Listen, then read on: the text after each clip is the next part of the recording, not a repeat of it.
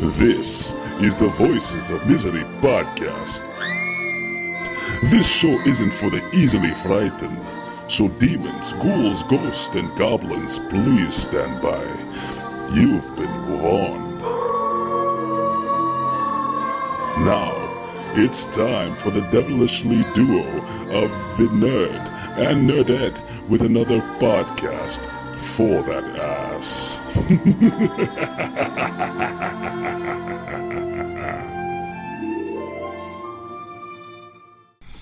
Hey, what's going on, everybody? It's the Voice of Misery, aka the Nerd. That's me. You guys know, just want to get serious here for a second. You guys know I have mental illness. I deal with pain. I'm getting older. Find it hard to go to sleep at night. I got the voices in my head just kind of going nuts and fighting with each other and all that bullshit. There's actually something for that. My friends here at CBD Medic actually reached out to me and they sent me a sampling of their finest gummies. And you know what? I've never slept better. You know the old knee? You remember the old knee I was complaining about a few episodes back? Yeah, I rubbed some of that. They got like this cream that you put on there, and it's like a freaking miracle, man. I feel like I'm 21 years old again. So basically what they did was they sent me some stuff in the mail, and I tried everything out. Everything's freaking amazing, and I would highly recommend it to anyone out there that, has issues sleeping. You got pain, depression, anxiety, pretty much anything. If you got migraines, shit like that. If you know someone has MS, same thing. This stuff is a miracle. Anyway, they gave me a special code to give out to all my listeners, and it's VOM Podcast 10. You know what that does? It gives you 10% off any order. And you know what? There's really no limit. You could buy something that's $10. You could buy something that's $100. You're going to get 10% off of whatever you buy. So use that code VOM Podcast 10 on CBDmedic.com. CBDmedic.com. If you want to feel good like me, I feel like I'm, 20 years younger. I feel like a spry young chicken again. And you can too. Once again, that's CBDmedic.com, VOM Podcast 10. I want to say thank you to those guys because this podcast ain't free. I mean, it's free for you, but it's not free for me. I got to put some money into this thing. And these guys are helping me, so you help them, help me. Or maybe I got that wrong. Maybe you help me, help them, or whatever. You get it. They're paying me, and I'm, trying to get you guys to buy some stuff. And believe me, it does work. I am living proof. I feel great, and you will too. All right, got the pleasantries out of the way. Let me clear my throat here so I can introduce my esteemed guest. Now, those of you that went over to his show and listened to us, I threw out the tweet, the MI Stuff podcast. His name is Kelsey Hudgins. He's a hell of a guy, very entertaining gentleman.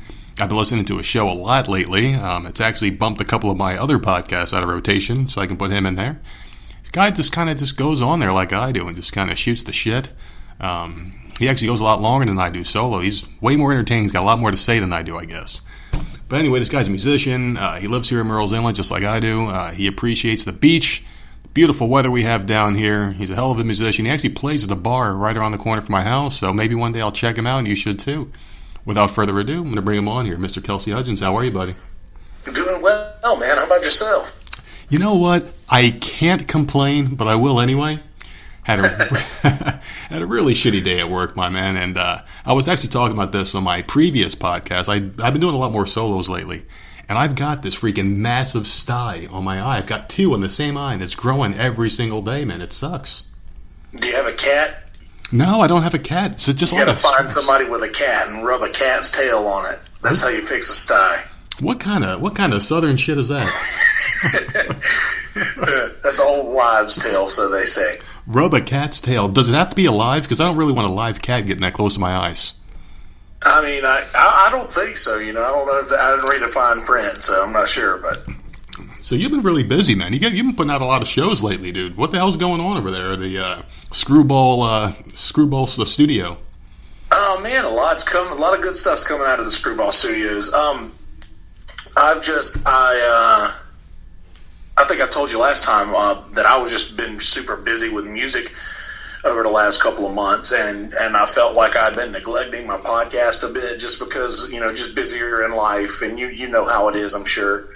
Oh, yeah. Just you get busier in life, and you feel like you've neglected your listeners, and now I'm just trying to, make up the lost time that I've lost and try to release a couple of extra episodes throughout the weeks and all that nonsense. I'll tell you what, man, we went 5 whole days without releasing a podcast, and it was like the anxiety was really kicking in because I'm like, dude, like we record pretty much every other day for the most part, and yeah. I was starting to feel like it was overkill, so we're like, let's take a few days off, and after about the third or fourth day, it was like, Jesus Christ, and the outpouring, like people were sending us, DMs and emails like, hey, you guys done? What's going on here? I need my fix. And it kind of feels like a duty almost, like you have to put this out because people are counting on it.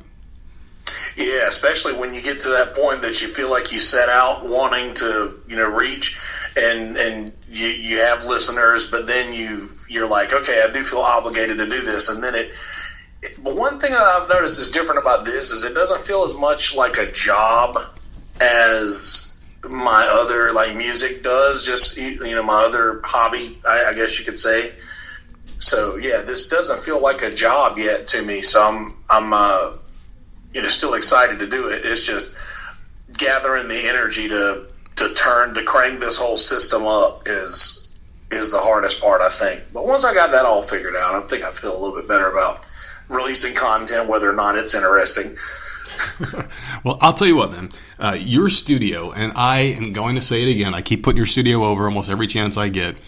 For those of you that do not know, you have to go over there and check out Kelsey's YouTube channel because you can see the beauty which is his studio. It is phenomenal. I mean, oh, thanks, man. Holy shit. It's like... It reminds me of Joe Rogan's shows where it's like the camera cuts back and forth. It looks really professional. It sounds great. But the problem now is like the people I just told to go check out your show on YouTube are going to realize how shitty mine sounds in comparison because yours sounds fucking professional, dude. Well, nonsense, man. Your stuff sounds good too. I mean, like I said, you said you're still in the first year of this, right? Yeah. I've been doing this thing for a little bit longer, and then the system.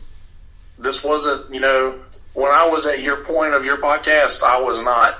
Like your audio and your point in the podcast was better than mine was. Shit, really? I'll gladly take that because, man, yours is really freaking amazing. It's top notch. Really, really is. I appreciate that. Thank you. So you are a musician. For those of my listeners that don't know, what do you play? I play. You mean instrument wise or music wise? First, let's do instrument. We'll get into the music part after. I play guitar and sing. Okay. So what kind of music? We do a lot of covers, man. Just in this area, the folks like a lot of the 90s music, a lot of the 70s classic rock. Some modern, and I say modern, but modern to me means this released within the last 15 to 20 years. So I don't really listen to a lot of new music, so not a lot of stuff that you can hear on the radio. I like to do B-siders, man. I like to do covers by artists that you love, but songs that you'd forgotten about. There you go. That works, man. Now, let me ask you this, because I'm a wannabe musician, like when I was younger, I used to have an acoustic guitar that I would just carry around, and that was pretty much it, just carry around. And I learned a little bit of guitar by first going with tabs. So I would learn a song, like the tablature, and just like ding, ding, ding, ding, ding, and it would kind of sound like the song, but it wasn't the right way. I didn't learn chords. And the first song I actually learned how to play was "Every Rose Has Its Thorn." And to this day, I can still kind of remember how to play it. And I was trying to learn "Dead or Alive" by Bon Jovi, and it was like, I just really wanted to be good at that. Like, how much time did it take for you, like dedication-wise, to learn how to play the guitar? Well, there was a time when I first started, and granted, I was lucky because I grew up in a house full of instruments because my granddad was a musician. So I grew up in a house that had all of these things that I could play around with, and I will not play around with. He wouldn't let me mess with it until I got to the age to where I wouldn't fuck anything up. But I would start picking up guitar around 13, and I'd already messed around with other instruments before then, but when I really got serious about music, I was into guitar, and I would go to sleep with it. I would fall asleep with this guitar in my bed and wake up, and in the middle of the night, I would be sitting practicing these chords that I just learned. So like within the first couple of months that I was playing, I was like starting to get timing right and getting my both hands to work together, and then started trying to figure out how to sing while also playing. And all of that stuff. So that came within the first like few months, and maybe it's just I have I'm inclined to learn it quicker because of my family or whatever, because they're all musicians. But I spent a lot of time with it in the very beginning. Like that was inseparable. Anywhere I was, it went guitar always. So were you self-taught then in that case, or like did you have someone in the family teach you, or did you have books? Yeah, pretty much. My granddad, he'd show me 3 chords, a G, a C, and a D, and he told me, he said, if you go learn those chords, I'll teach you 3 more. And by the time I had learned those chords, this was in the early stages of like dial-up internet, so I could get online and go to ultimateguitar.com. Shout out. So I would go to ultimateguitar.com and learn random like songs that I have this one thing that I think is a benefit to me that other folks I realize don't have, is I can hear a song and it will play in my head like it's on the radio. Like it's almost, I can audibly hear a song in my head almost exactly how it would sound if it were playing on a radio. And I realize not many people have that, but I could pick those songs that I knew that well and find out how to make the chords and stuff, and I knew how it was supposed to sound in my head, so I would just basically chop, you know how they say Michelangelo, chop off everything that doesn't look like David. And that's what I did. I chopped off everything that didn't sound like the song, and that's basically what I'm still doing, just on a grander scale now, I guess. That makes a lot of sense, man. And the thing about music in general is like you have to really have an ear for it, because there's some guys, and I remember this one dude in particular. He was like a country music like friend, I guess. Like he liked country music, and he would come over and hang out. We'd drink beer and just shoot the shit. He would always have his guitar in the back seat of his car. Yep. And one night we're all drinking some beer and we're listening to Pantera. Cemetery Gates was the song that was playing. And he came in there, and he's just sitting there. We're like, "Hey, man, can you play this?" He's like, "Nah, I don't really like heavy metal."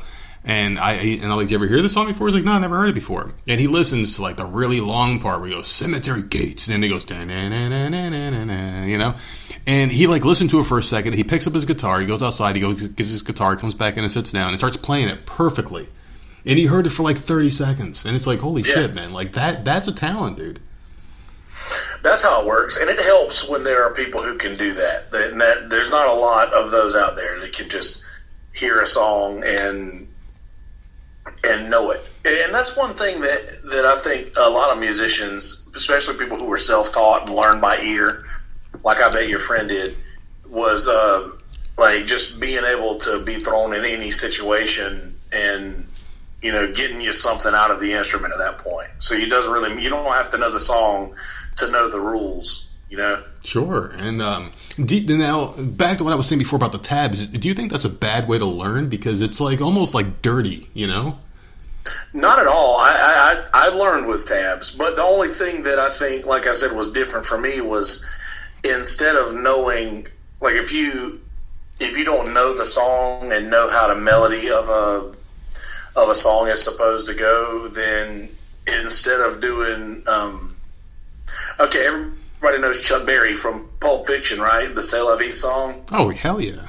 Okay, well, there's his solo, and that goes,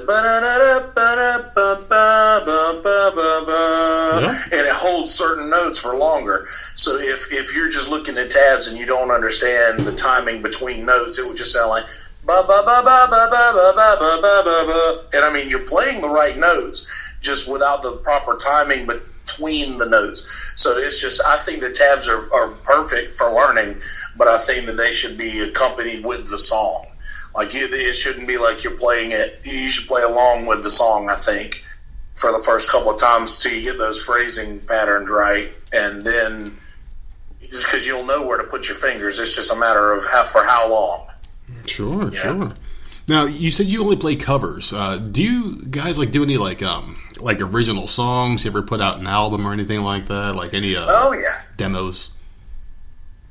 Oh yeah, we've got a pretty good bit of originals. I've personally got a lot of originals, and I do some original shows. I've actually got one coming up in Conway this coming Saturday during the day, and that'll be a chance to get out and do some originals. The only reason that I say covers is because in this area, the places where you have to play are full of people who just want to hear those same 12 songs that they know everybody knows how to play. And we fall under the category of, having to please people. So, well, I mean, you also got to figure too, man. Like the freaking people that are showing up to these things are. I mean, like we live in Myrtle Beach. Yeah, I mean, like a lot of people don't know where Myrtle's Inlet is. I mean, it's right near Myrtle Beach. Might as well say Myrtle Beach. And it's a touristy area. People come to the bars, they get drunk, and they don't want to hear original songs. They want to hear, hey, can you play Motley Crue? Like that kind of shit. They're drunk as hell, and they just want to sing along with something. Oh, yeah. Everybody wants to hear the same song that they can turn on their car on the way home and hear. They want to hear you do it. And I think it's more that they want to be part of the show. They want to say, hey, everybody in the room that clapped to that song I asked for, then I am the reason that everybody clapped. They want to feel like they're included, I think. Now, do you guys have like a set song list when you go out there, or do you take requests? We never have a set list. We always go blind. And I lie because you could get a list set to what you think people will want to hear, and then you get to the gig and it's something completely different than you prepared for. And then you've wasted that time. So you're going to have to step outside of that set list anyway.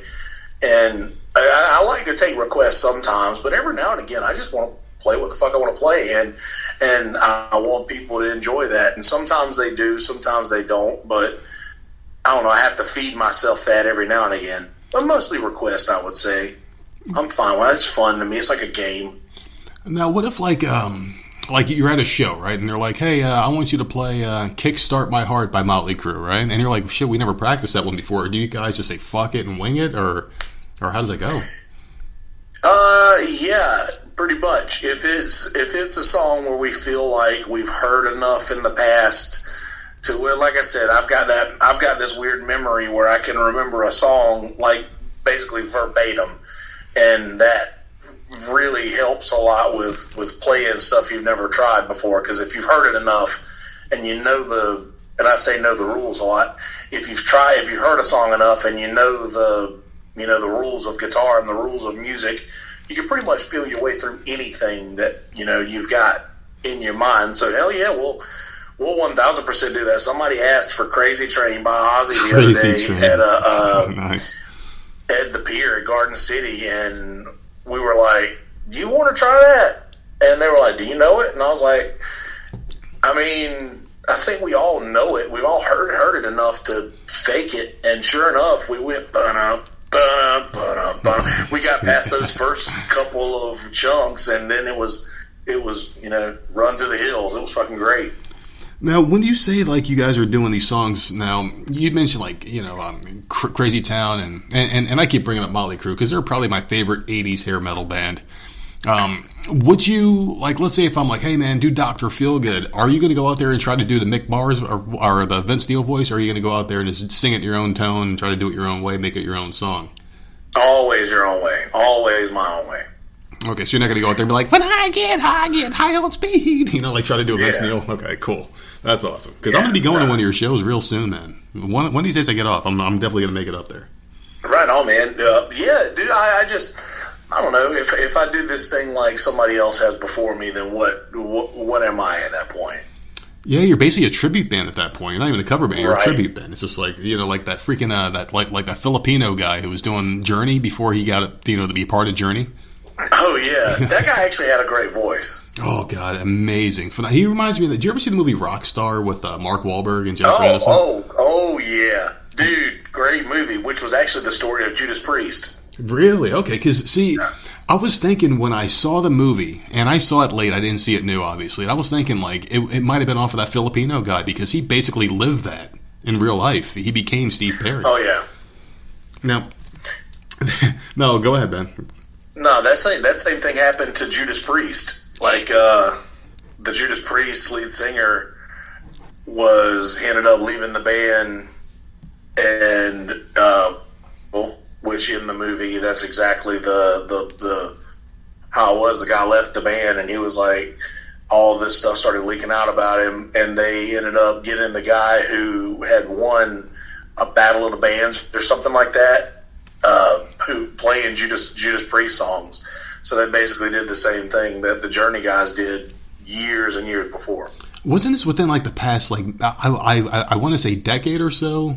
The Journey thing was, yes. What about the Judas Priest thing? Because I could have swore I might have heard this story before, but I can't pinpoint when this might have happened. I'm pretty sure the Judas Priest thing happened like back in the 80s. Really? God damn. Yeah, late 80s, early 90s. All right. Pretty much about the same time where Rockstar would have been set, I think. Pretty much around that time. Who was the band behind those songs? Because, I mean, like, I still have some of those Rockstar songs, like Stand Up and Shout. I still have that on my CD player. Yeah. Stand up and shout. Yeah, man. I can't hit those notes, but sorry, I didn't mean to play out. But no, man, that was on guitar. I know that was Zakk Wylde. Zakk Wylde shaved his beard to play guitar, and then for those who don't know, Zakk Wylde was Ozzy Osbourne's guitar player for a long time. All right, gun to your head. Who's the greatest guitar player of all time? Because you just mentioned Zakk Wylde. A lot of people will say Zakk Wylde, but I got one for you. Joe Satriani. Joe Satriani is good. Gun to my head, I would be dead because I would not be able to choose. I actually thought about this the other day. I remember for a long Strauss? time. Yeah, for a long time, Warren Haynes was my favorite guitar player, and then Joe Walsh. I really like Joe Walsh a lot. David Gilmour from Pink Floyd, of course. Good picks. Yeah, I don't know. I wouldn't be able to. I wouldn't be able to choose. There's just too many to choose from for me, and it depends on what day of the week who I would choose. I mean, sure. Now, let me ask you this, because you did mention how you have a good memory when it comes to hearing a song like a couple of times and you could just kind of go play it. How is your memory with, like, random shit in life? Just, like, random things, not music-related. It's like, as far as remembering situations, like, I could replay in my head, like a movie, any situation that I've been a part of for however long that lasts for. But I don't remember names. I'm really bad with names and things like that, or where I know someone from. I have a hard time with that, but I can remember just about any situation that I've ever been a part of verbatim almost, and things like from years ago, like it happened yesterday. So I have a really, really good memory for that kind of thing, but for names, like I can't do that for some reason. What do you think it is about the brain where it's like it retains information of things that you're just interested in? Because I can remember, like, for instance, the movie Ghostbusters. I can remember every single line from both movies, you know? But I can't remember if my wife tells me to pick up eggs at the grocery store. I can say eggs in my head over and over again, walk into the store and walk out with everything but that. But, like, you with music, like, you can hear it a couple of times, you remember everything. I can remember songs and shit like that I've heard once or twice. What do you think it is inside the brain where it's like on autopilot, where it picks and chooses what it wants? I don't know, and I want to say that it's maybe because of something you give a shit about, but I don't even think that's the case, just because I can want to learn somebody's name and want to remember who somebody is, and totally not be able to retain that. But I'll hear that fucking Old Town Road song once, and I'll have the entire chorus stuck in my head for a week just because I heard it one time, and it won't get out. It won't leave me. I don't understand what it is about that goddamn song. Me either. I heard it one time after, like, all the hoopla. I'm sitting in the car and I heard this song. I'm like, this song sucks. What is it? And at the end they said, that's Old Town Road. I'm like, wait, that's the fucking song? Really? It was fucking terrible. Did it not torment your brain for the next couple of days? Just like get in there and not leave. Did it do that to you? Because it got me like that. Not at all. Like, there are some songs, and I was actually watching a UFC fight the other day, and it was an older fight. It was the Ben Askren fight, where he fought Jorge Masvidal and got knocked out in 5 seconds. And Ben Askren comes out to Give Up the Funk by Parliament. It's like an old funk song. And that's been stuck in my head ever since I saw the fight. And I was sitting there and I got Apple Music and I'm driving home today, as a matter of fact. And I'm like, Siri, play this song. And boom, I'll sit there rocking out in the car to some fucking funk. So some things do get stuck in my head, but not that song. I just don't see the appeal. Oh yeah, and neither do I. I'm just literally using that as an example of how my brain works. Like whether I want it in there or not, I'll remember it. And that's usually good or bad things, or anything that I'm a part of, or situations that I, have experienced. I'll remember all of that stuff and can I'll hear somebody telling a story about something that happened, of something where I was, and just to hear how inaccurate their memory is of how that thing happened is baffling to me. Like I'll hear my drummer in my band tell stories all the time about something that I was a part of, but he's telling a completely different story than what actually happened. And I used to get mad and call him a liar and shit, but I realized I'm just like, man, his memory is just not as accurate as mine is. And I don't know, I mean, it might make me narcissistic or conceited, but I really don't care. Well, there is something to that as well, because some people can have the same exact incident happen to them and remember it completely different. Like, for instance, if you and I were both in a car accident at the same time, I'm driving, you're in the passenger seat. If someone hits us on the passenger side, I might remember us getting hit head on, because something traumatic can affect you in different ways, you know what I mean? And especially when time passes as well. You may, And the thing about stories is they do mutate over time as well. They change. For instance, I have a friend of mine, and we used to play Pop Warner together, and it's a lifelong friend. I still talk to him occasionally. And there was a game where he got 6 tackles, and then over the years it turned to 7 tackles and 8 tackles and 10 tackles, and he got every fucking tackle in the game apparently. And he tells that story to this day, and it keeps changing, and he swears to God that's how it happened, but I remember it differently, So I do understand what you're talking about with your buddy and how you were like, I don't believe what he's saying. It's just it's strange how that happens, Yeah, it's I don't know, it's funny. But I guess it's for me, I see patterns every now and again. I'll see a pattern of something where if it's every single time a story happens, the same small embellishments become part of every story. And things never get smaller. They always get bigger and better. And right. Yeah, always. No and I'm one the ever one goes that down. does the opposite of that. If I tell a story too much, I feel like I'll remove information. Just I will take small minor details away that aren't important. And I'll just not. I don't like to add to things that. I was called a liar when I was a kid, because I would make up stories when I was a kid to just make conversation. And I hated not being taken seriously, and that's my biggest fear in life, I think, is to not be taken seriously. And so I will go out of my way to not lie or anything like that. Well, that's the one thing that you have in life that will live on after you die is your word, basically. People will always remember, hey, this guy was a man of his word. He was a good guy, and people that are liars, I dealt with a guy years ago, and he was an older brother of a friend of mine who kind of hung out with us because he was a loser. All he did was smoke pot in his bedroom, and he was 30 years old. We were 21, 22, and he didn't have any friends of his own. He was just the older guy lurker, and yeah. I remember one day we were all hanging out, and he would always lie about shit. I got all these girls coming by. It's dude, you never leave your room. We've never seen him leave that goddamn room. He'd play old school video games. And then one day I was like, dude, you live in your own little world. And it set him off, and he flipped out. He wanted to kill me, and we almost came to blows that day. We had to be held back from each other. I said, your own little world, and that just set him off. And he was a couple of days later, he's like, hey man, I'm sorry for flipping out, but you said those words, and it just kind of brought something out of me. So my question to you is this: are there any trigger words that would set you off because that set him off, and are there any trigger words or anything like that? Because trigger is the word of 2019. Yeah, I get really angry when I hear somebody speak negatively about either side of the political spectrum by using political slurs or things like that, and I really hate hearing people use racial slurs and things like that. if I hear somebody say something like that, like I'm usually very quick to say,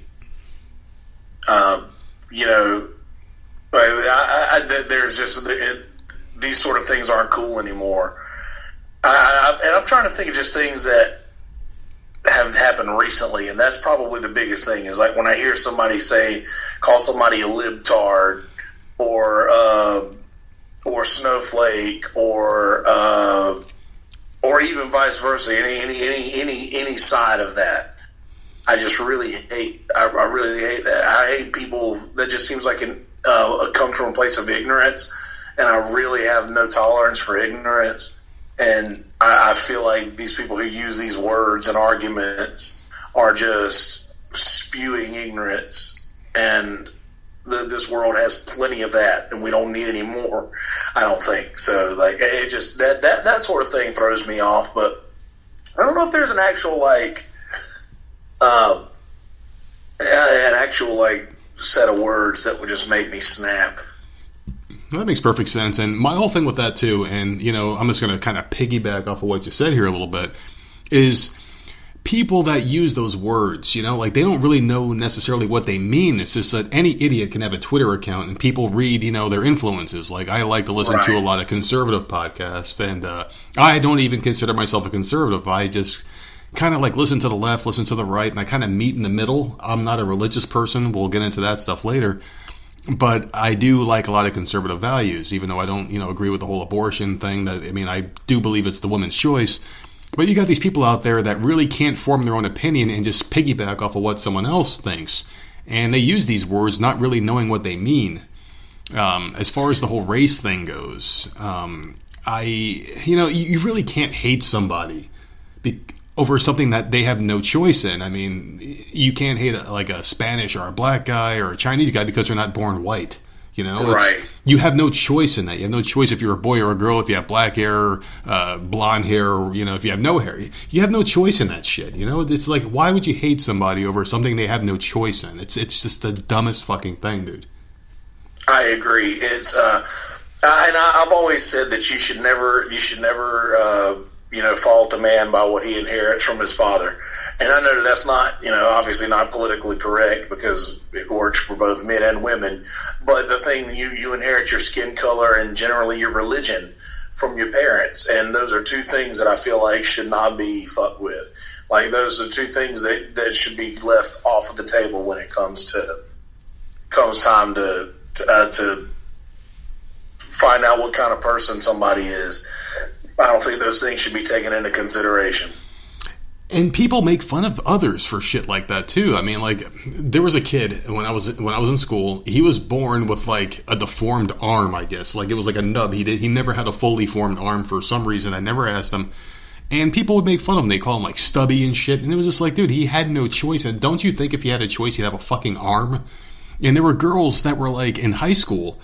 They would go out with some guy and they'd fuck him and they'd be like, hey, he's got a little dick. And it's like, you think he had a choice in that? Do you really think this guy wants a micro peen or something? Don't you think he'd walk around like fucking John Holmes if he could? You know what I mean? It's like people pick on each other for the dumbest shit. And if everybody in this world, let's just say so like what's the perfect person according to society standards? Let's say if you got like sandy blonde hair, blue eyes, 6-pack abs, a large penis, you're fucking the perfect gentleman, you're 6 foot tall, the perfect weight, perfect size. They would find something to hate each other for. Oh, his finger. Guaranteed that guy leaves his cart in the middle of the parking lot. Oh, God, yeah. Oh, his fingernails are too long. Oh, his teeth aren't white enough. Oh, his teeth are crooked. Bad breath. Yeah, his lips, his ears are pointed. And they would find, we hate pointy-eared people.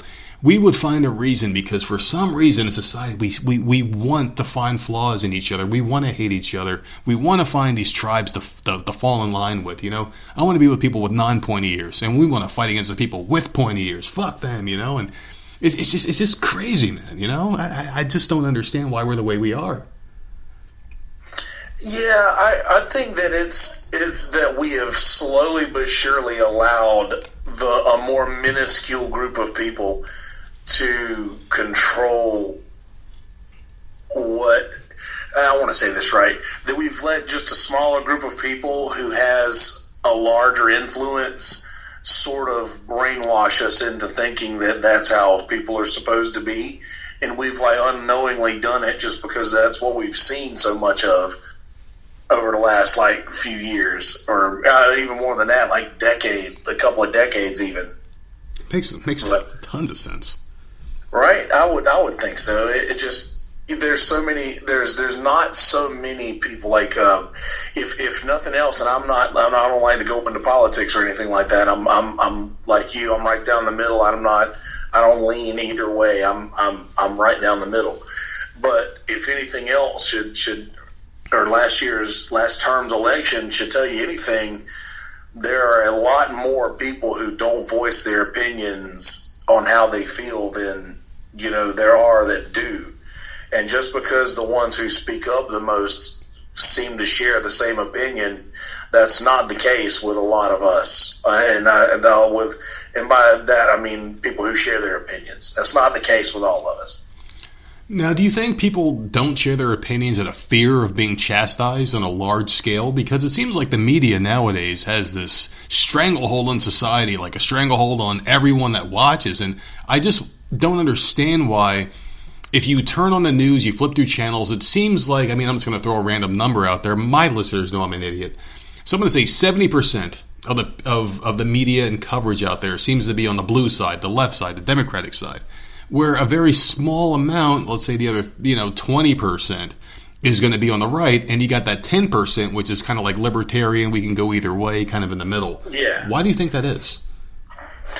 Because I think those are the people who are making the most noise about watching these things. I think, but they're getting the most backlash from stuff like that, and then we're in this world where it doesn't matter if they read the article so long as they click.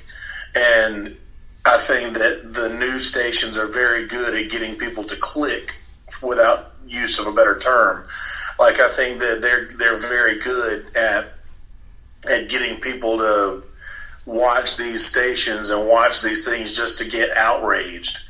And I think that because most of these, and if you mean the opinions of the news are seeming more left-leaning, and I will agree with that, because even on Twitter and on social media, like, there are people who are being ousted for sharing like pro-Trump rhetoric, and there are people who are losing their, like, being banned on Twitter for just saying certain things that maybe are Republican in theory, and people who are saying equally bad things that are just for the other side are, allowed to continue to use Twitter and things like that. And I don't see that being very fair. And I also don't mean this statement as to be meaning me looking negatively towards anybody who leans left. I don't. I think that that's a big issue right now, is that a lot of people are being chastised for their opinions, and they don't want to have an opinion, and it's not worth it for them, I don't think, to even attempt to have an opinion because of what you can risk losing these days. Sure. Now, this is something I kind of want to run past you as well, because this is a thought I had while you were talking. This is something that happens when I'm talking to people doing an interview. I have a notebook in front of me, right? And that's write down shit as I hear what you're saying or whoever I'm talking to saying. I kind of feed off of that. And this is what I got from this, okay? I think people are fucking masochistic, dude. I think that, like, people like being offended now, and it reminds me of back in the day. I'm 37 years old. I'm old as fuck. Now, when I was younger, girls and guys, they used to cut themselves. They used to put like a small cut in their wrist for whatever reason, like up and down their arms, and it was like a way of inflicting pain. I think nowadays in today's society, I think the new cutting is being offended. I think people look for ways to be offended. Do you see that as well? Like, do you think that has replaced the old way of, like, I'm going to inflict self-pain, I'm going to give a little slice of myself just to prove that I'm alive? Now people seem like they're going out with a clipboard, finding ways to get offended. I haven't thought of that, and that actually makes a lot of sense. I could see how that would be a real thing. I see that a lot just on I'm very active on internet and Facebook and things like that, and every now and again I'll post something that, I feel strongly about, that a lot of people will disagree with, and there are certain people that I have on my friends list who, if they listen to this episode, which I hope they do, will probably hear me say is I know as soon as I see a certain person has commented on my post, I know that it is about something negative.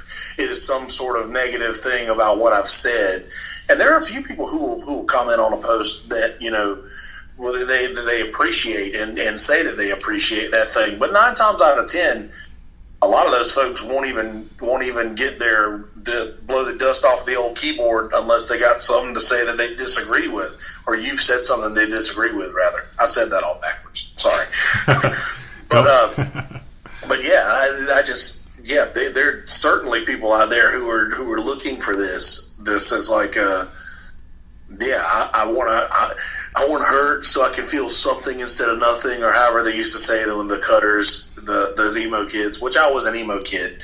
I was never much of a cutter, but I might have once.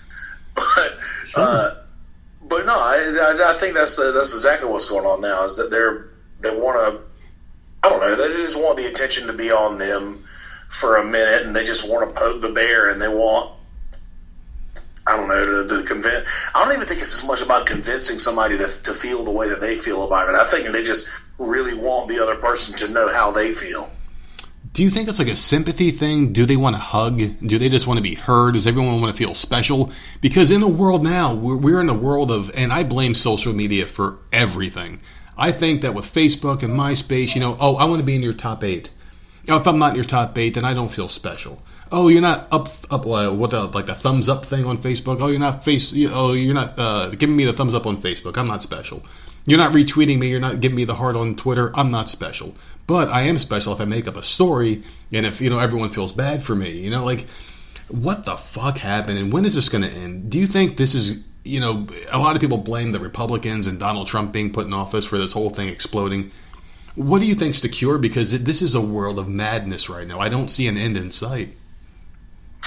Well, the first problem I see is that I don't think that it has anything to do with the Republicans and Donald Trump being put in office, because, quite frankly, we put him there. And and by most of that, I mean most people I talk to that don't vote. And that's one thing that I've noticed, that I don't think that that's the issue.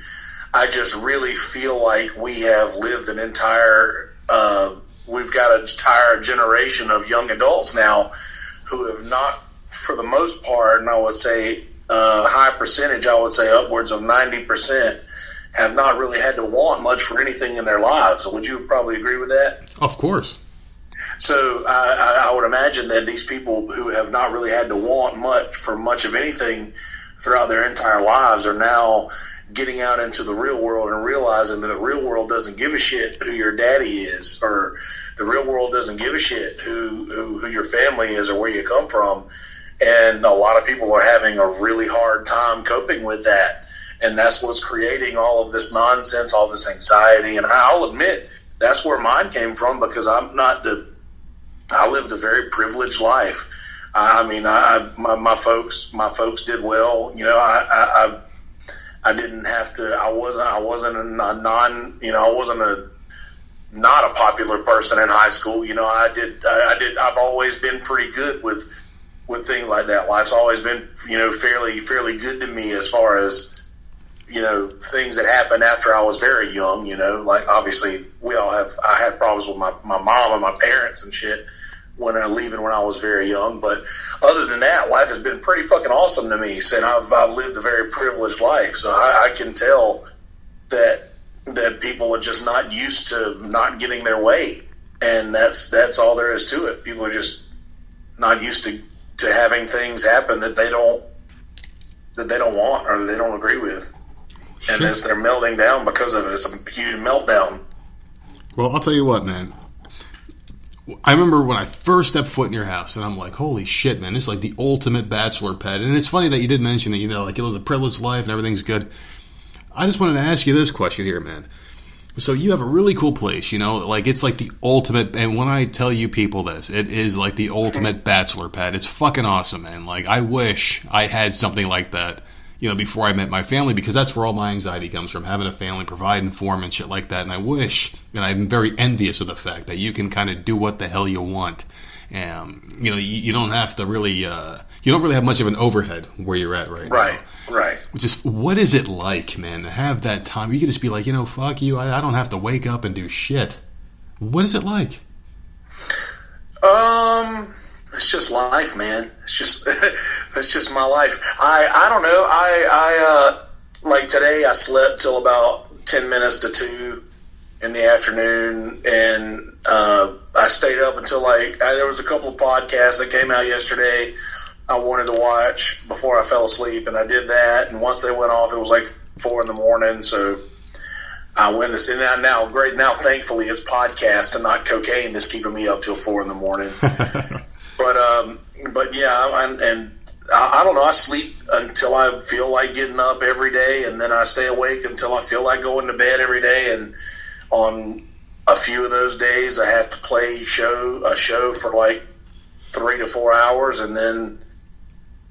Yeah, that's. I don't know. I don't have to ask anybody when I'm going to do something. I don't have to tell anybody anything. I just do what I want, and nobody says anything because there's nobody to say anything. That might sound bad to a lot of people who fear like being alone, and I have been amongst those people before. But ever since I used to have roommates, and last roommate I had, I was just getting to the age of where roommates don't work anymore, and. I don't know. I've never been happier. I really enjoy my alone time. I really enjoy being by myself. I'll have a family one day, but I'm definitely soaking up these years of being able to do whatever I want when I want to. Well, I mean, like you have a really cool room in your house where you just got like a fucking drum set sitting there, and it's like you would never be able to have that with a wife. There's no way. I mean, enjoy it while you can, my friend. But the thing is, like, you're at the point now where you have, like, like this fuck you lifestyle. Like, you can wake up in the morning and be like, you know what? Fuck the world, and go back to bed. It's fucking amazing. I think I might have told you this, like, off camera, like, we were just kind of hanging out at your house. And, like, I want to get to that point. And it's like, I am so jealous. And I'm not jealous of many people, but of you I am. You got a sweet podcast studio, and you got a fucking house that you don't have to worry about a payment for. It's fucking amazing. Oh, man, don't worry about it. None of that nonsense. Don't be jealous of me. Listen, because, I don't know, but I will say this. There's a lot of madness that comes with being the kind of person that I am. Oh, of course. Yeah, there's just I don't know any time there's a true, and I'm a true artist. I feel like I'm a true artist. And anytime you've ever seen any documentary or any sort of literature about a true artist, we're all psychopaths. We're all crazy people, and we're very hard to be around, which is, I just noticed that one common denominator with a lot of true artists is they all are just seeking love constantly, and they end up having, 3 to 4 wives throughout their lives. And stuff like that, and I realized that I'm just a psychopath, that I haven't gotten myself under control yet, well enough to want to be with anybody else. So I'm fine with being by myself until I get to that point. And I think a lot of people have a struggle with that, struggle with being alone and being by themselves. And I mean, I'm like, I embrace it almost, exclusively. Well, you play a lot of shows, and, women show up at these events, and I think you might know where I'm going here. They see the guitarist and the singer. How many of these women, and be honest with me, have you brought home? Not very many. Really? Why? I look at that sort of thing a lot differently than most guys do, let alone musicians. I was the product of, I think, a hookup. I'm like my mom and my dad. My mom and my dad were married, I think, because of me. A shotgun wedding. And Yeah, I'm pretty sure that's how that went down, and obviously that didn't work out. And my mom is a very toxic, manipulative person who is no longer part of my life due to my choice, and like I don't want to put another person through what I've gone through, and even whether that be potentially putting them through that, I don't want that to be a possibility. I would rather not hook up at all than to risk bringing another me into this world because, well, I'm a crazy person, and I'm scared to see what the next level of me would be brought into this world with somebody who's willing to just go home with somebody they met at a show. You see, that's pretty encouraging to hear because it sounds like you're trying to make things better instead of making things worse, because a lot of people feel like they fall into that trap, of like living the same and having the same mistakes that your parents did. You're actually trying to reverse that process and create a loving lifestyle. Kind of like what we did. I mean, like my significant other, she has a family where her sister, she had a couple of sisters that slept around a lot. One waited too long to get married and have kids, and me, my family, I have 3 sisters and a brother. My sisters all have kids with different guys, and my brother and I were supposed to be the losers of the family. And he has the same, girlfriend for years, 2 kids with the same woman. They live together, they're married. And my woman and I have been together for 14 years with 2 kids, been together forever. So you kind of want to take the process that you see growing up and kind of change it around and just, do better. And it's nice to see people doing well because there's so many people that fall into that trap and they blame genetics and shit like that. But it's really good to see people that see mistakes in, their life and they turn it around and make something positive out of it. So I applaud you for doing what you're doing, man. Well, I appreciate that, but for sure, I haven't always been that person. I was the guy who would always hide behind, my mom, was this type of person, so that explains why I have this shitty trait about myself. And I spent way too much time leaning on that, but over the last couple of years, I've been being more aware of how my actions affect those around me, and whether or not I inherit it from my mom or my dad or whatever that may be. I can take the good parts of both of those people and try to stuff out the bad, and that's, I think, what everybody needs to do, and that's what I've been trying to do. So not however even that turns one, out. But not even one. Never bought one home. What's that? Not even bought one home, though? Like, not even one... like, in wrestling, because I used to be a wrestler, we used to call them rats. Rats, have you ever bought one rat home? Not even one? Oh, yeah, well, no, I'm not saying there hasn't been. Yeah, it's happened, but that was more a thing that I did when I was drinking. And, because I don't drink, I'm 3 years and 6 months off of alcohol. So, congratulations, man. As of October 1st. But yeah, after I quit drinking, it was, and honestly, so I had a leg up on this, the Me Too movement. Before the Me Too movement was even a thing, I was very aware that, I'm sober, I'm not going to bring a drunk girl home.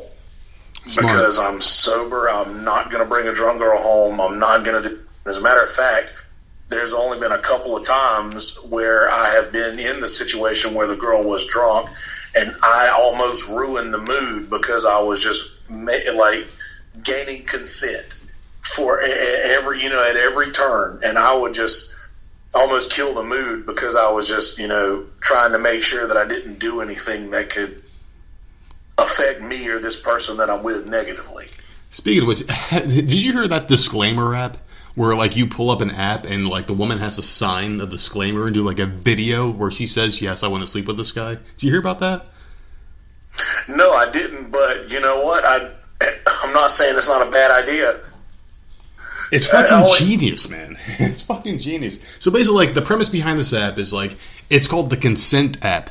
So a guy downloads the app or a woman downloads the app, because there are some guys out there that do get taken advantage of. Wink, wink. Yeah.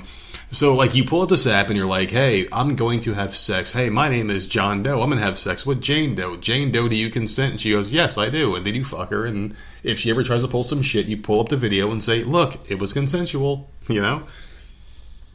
It's fucking genius. Oh yeah. It's just, man, and I don't mind that. And I think that's probably why I had the proverbial leg up on this whole situation, because I've always had this weird thing that's in the back of my mind. And if any of my sisters hear this, and they probably will, but I've got 3 baby sisters, and every single time that I've seen any girl that I could potentially say, like, hook up with, I would never want to disrespect them in any way that I would not want my little sisters to be disrespected. Makes sense. Definitely. You know, so I would never want to do anything that would piss me off if I heard happen to my sister. You know what I mean? Like, I always want to be on the right side of history with that. So I don't try to hook up, and I just don't try to do stuff like that. That doesn't interest me.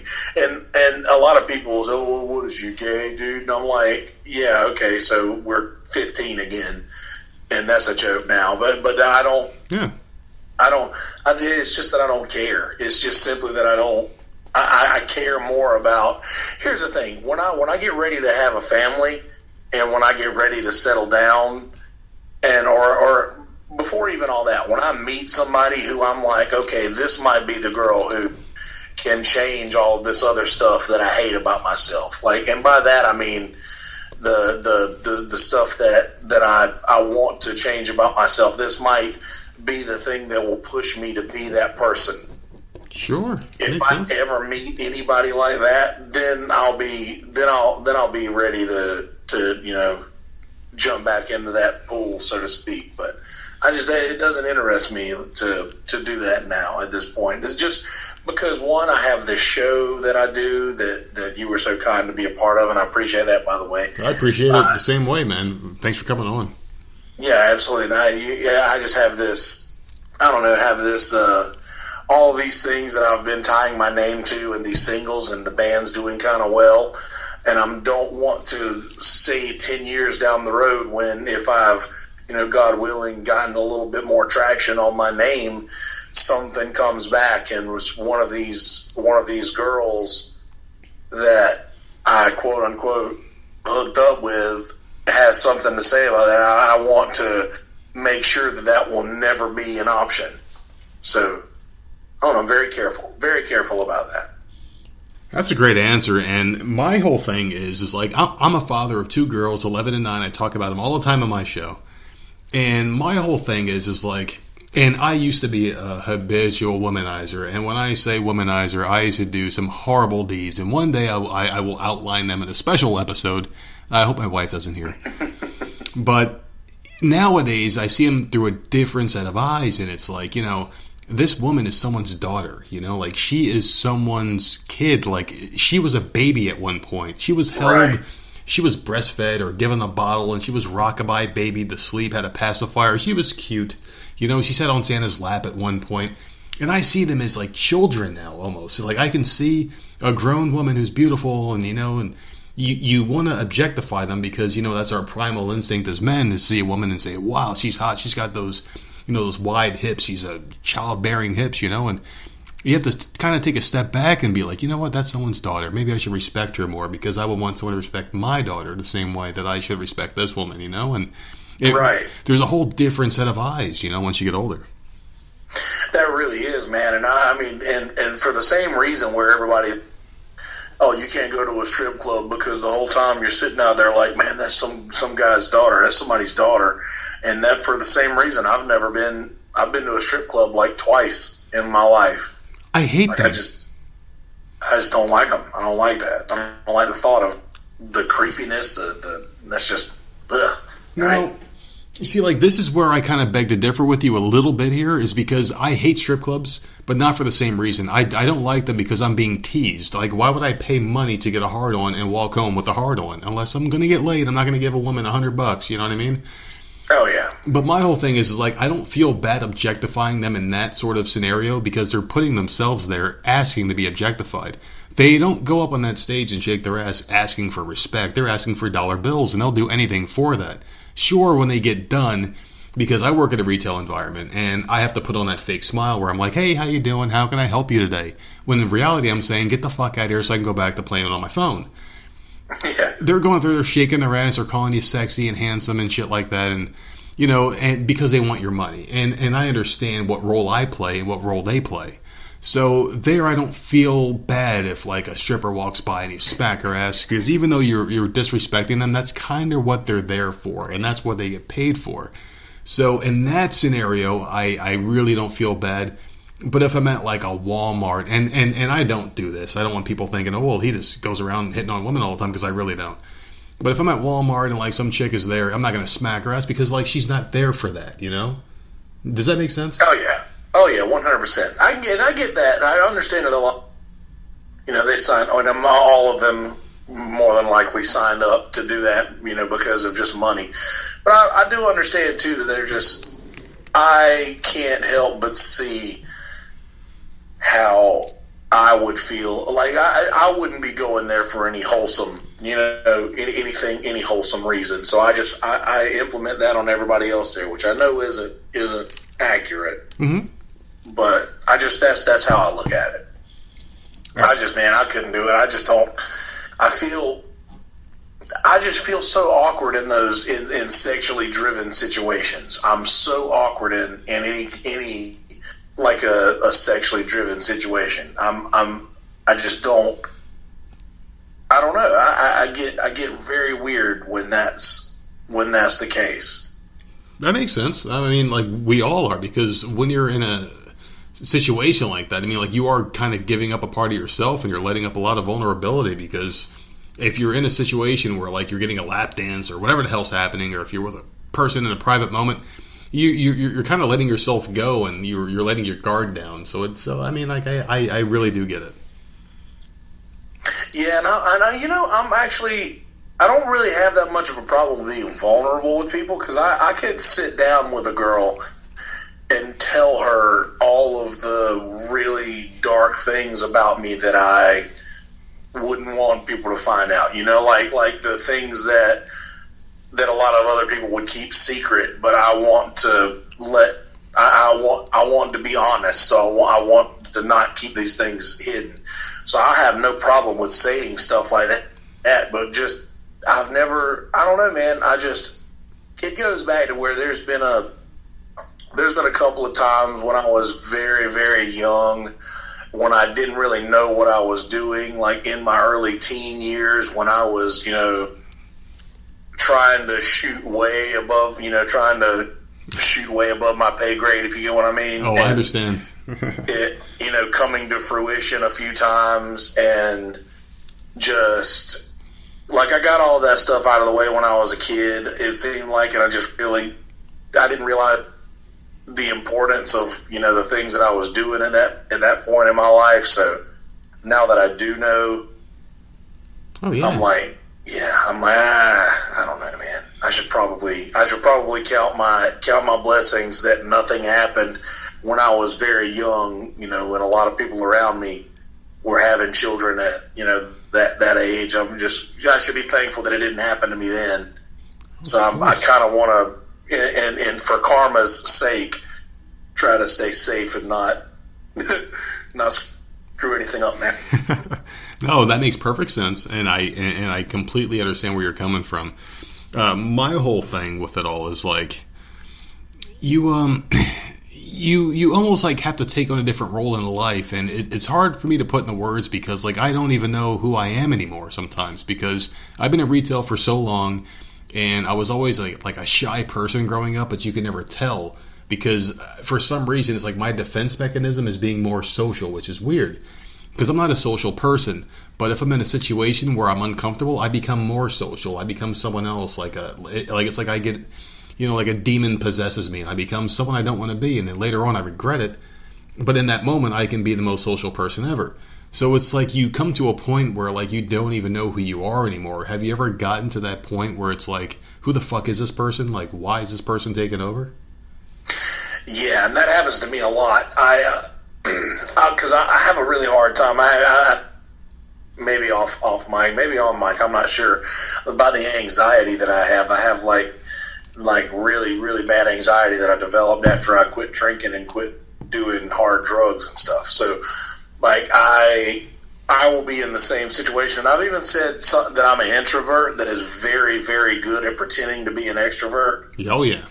Me too. And, yeah, I'm very, very good at pretending to be aware and be part of a situation when, or I don't know the word that I'm looking for, to be happy to be in a situation. I can fake that very well, but there's a certain point to where I'll have to tell somebody who's close to me where I'm like, hey, I've run out of energy, so I can continue to put this face on for as long as I can, but the mask is gonna fall off. I'm just giving you a heads up that it's gonna happen.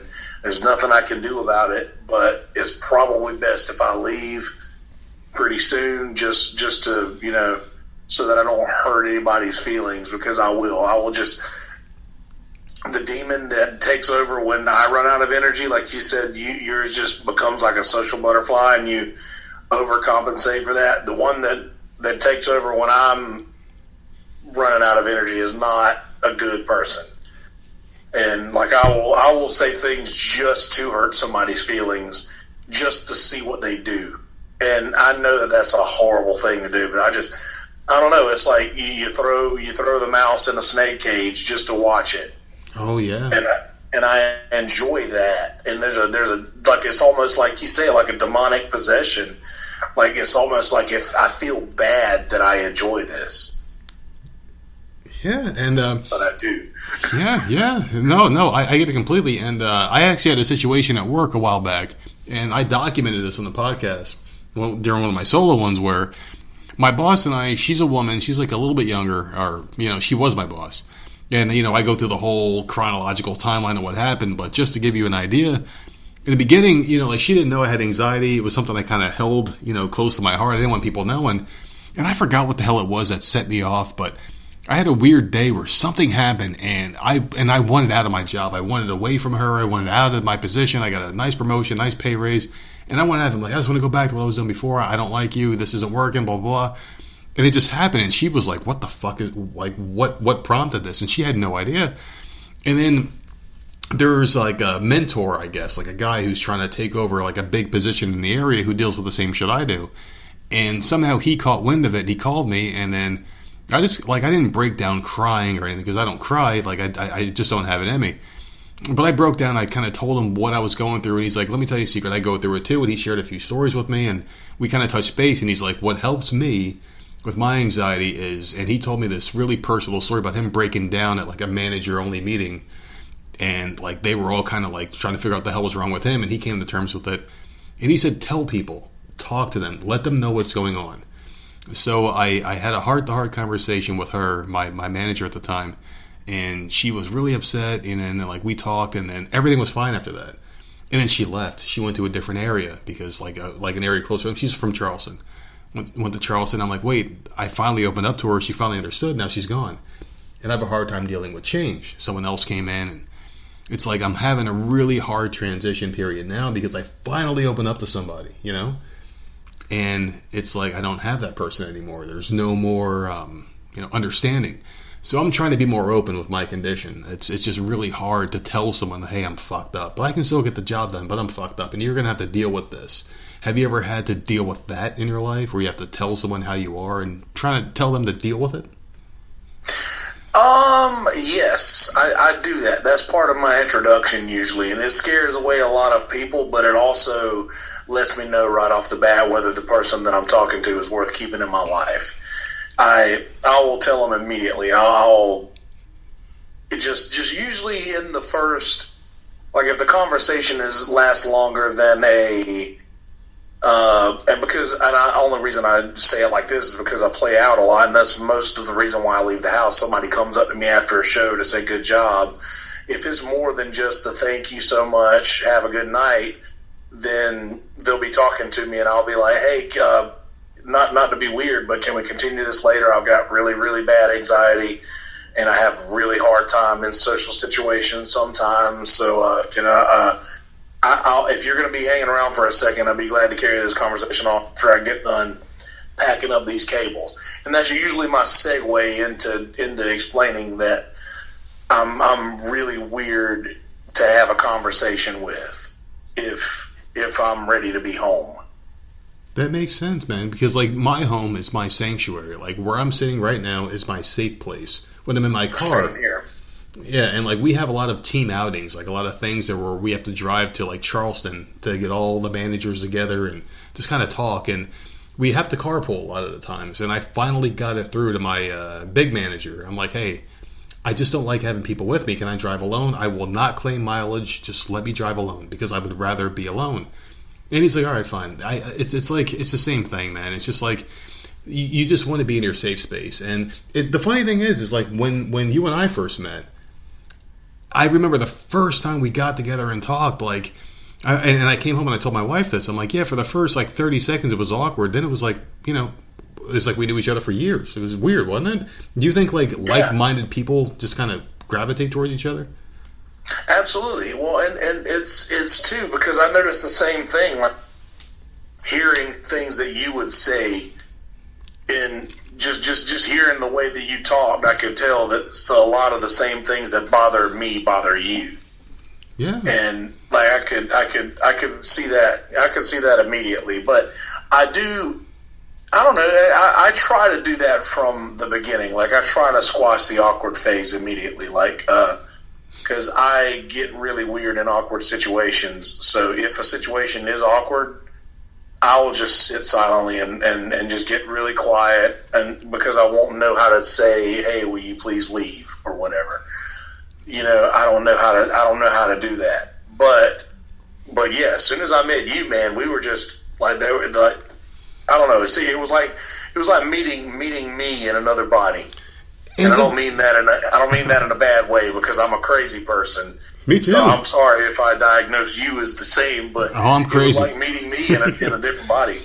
Yeah, it was almost like we sat down and we were like doing a podcast when we were just like meeting for the first time, and it's like we were just bullshitting, and I felt like if we hit the record button, we could have gone 3 hours. Yeah, I think I even said that. I was like, do you since you've been doing the podcast for a while, do you feel like in your life you're just hearing your podcast? All the time, man. Now let me ask you this really quick question, because like I feel like and the thing about this podcast is like I transition away from things I want to go back to, and I go so far down. I'm like, wait, I got to get back to this before it goes so far. The listeners are like, wait, why didn't you say this then? And you did mention that you quit drinking alcohol a few years back. And I wanted to ask you this question before we went way off topic, and that's the way the Voices of Misery podcast goes, way off topic, and we bring it back around. Well done. When did you hit that? I mean, and you may not have, but did you hit a rock bottom moment where you're like, you know what, this is it? Like, what prompted you to stop drinking? Because it's very hard. I'm drinking right now, as a matter of fact. When was your moment? My moment was on Leap Day. Last time Leap Day came around, the 2017, 18, 19, 16. 16, yeah, I think it's 16. So yeah, that's right, because Leap Day is coming around next year, 20. So yes, 16. So on Leap Day 2016, I just got really, really hammered early in the day. In Merle's Inlet, they do the Bloody Mary competition, and in 2016, the Bloody Mary competition fell on the same day as Taste of the Marsh Walk. Oh yeah, and that was awful, because I had to play at both of those. I had to play early morning, 11 noon at the Bloody Mary competition, and then I had to play at Dead Dog at 1 o'clock for Taste of the Marsh Walk. And it was so not good. I was an alcoholic, obviously. I live walking distance from the Marsh Walk. And for those not familiar, the Merle's Inlet Marsh Walk, when you drive into Merle's Inlet, the sign says a quaint little drinking village with a fishing problem. So drinking here is, it's just second nature. Everybody drinks here. So Yeah, I was drinking about a bottle of Rumple Mints a day, between 3/4 to a bottle of Rumple Mints a day in shots, and not even counting other alcohol. Like I would drink whiskey drinks. I would take shots of whiskey. People would buy me shots every time I would walk through a bar. I would buy, like, a couple people would buy me shots, and then I would buy a round of shots. So that was like 2 or 3 shots per bar that I went to, not counting me sitting at my home base bar, Uncle Tito's, where I managed for a couple of years, and drinking at least a half a bottle there. So I drank so much, my trivia team did the math on how much I was drinking. Like, they found out how much I was drinking. Just, yeah. It was that bad. It was pretty bad. But I was getting to the point where I would have to go to the bar and take a couple of shots before I got on the road, because I'd have the shakes so bad I'd be scared I'd kill somebody. And then I would come home and I would be throwing up blood every night, and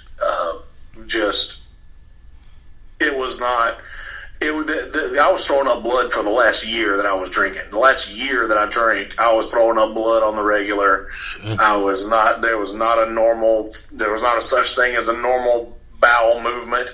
It was not good. I was literally killing myself. And that last night, I got up early that morning. I was drinking shots of vodka at a Bloody Mary competition that morning because I don't like vegetable juice. And I was taking shots of Rumple at Bubba's and Dead Dog, and one of the guys that works at Dead Dog was hanging out with me and drinking shots, and he got drunk and started, like, falling all over everybody. I gave him a ride home, and then I fell while I was trying to carry him inside his house. He pulled me down, and I hit my forehead in the yard out in front of his house, and got a pretty bad concussion, I'm sure, and came back to the bar and was throwing pool balls at the back door and telling secrets about a bunch of people, about a bunch of my friends that were just standing around me. I would see somebody and I would know dirt about them because everybody likes to talk to me. I would know dirt and I would just tell everything about this person that I was looking at, and then I said a lot of negative shit about a lot of friends around me, and a lot of people didn't want to be around me after that. So that was a rock bottom for sure. But that's why what kept me from drinking was how embarrassed I was that I did that. So, yeah. Shit, thanks for sharing that, man. Now, what is it about alcohol and just being drunk around a group of people that brings out the bloodthirsty attitude inside of, humankind? Because, like, you can have, like, one person who's drunker than the others, and they're always the target. Like, hey, smash that beer can on your head. And there's videos online of people jumping through glass panes and jumping off of objects and hitting themselves with things. What is it about alcohol that makes people just do the dumbest shit and makes other people influence someone to do something stupid? Alcohol just gives people the excuse to do the things that they already wanted to do. You think so? Because, like, sometimes they say, because, like, some people say, the truth always comes out. But I know sometimes, and, like, my wife and I have been together for a long time, and, like, we drink together. Sometimes we go a little too much, and then, like, we'll, like, argue, but then the next day we'll be fine, and she'll say, remember you said this? And I'm like, yeah, but I didn't mean it. And I know it wasn't really deep down inside me. Do you think it just makes you bolder to kind of push the limits and boundaries sometimes? I think so. Yeah, I definitely, it removes any kind of nervousness you might have had in going into a situation that you normally wouldn't feel comfortable in. And I do say that I guess my short answer didn't cover, like, wouldn't cover all of that. But I do believe that alcohol does kind of give people and I just see this a lot in my friends who still drink. And it just gives them the excuse to do this thing that, where they were like, oh man, I can't believe I called this guy and spent blah blah blah money on this bag of whatever I didn't need.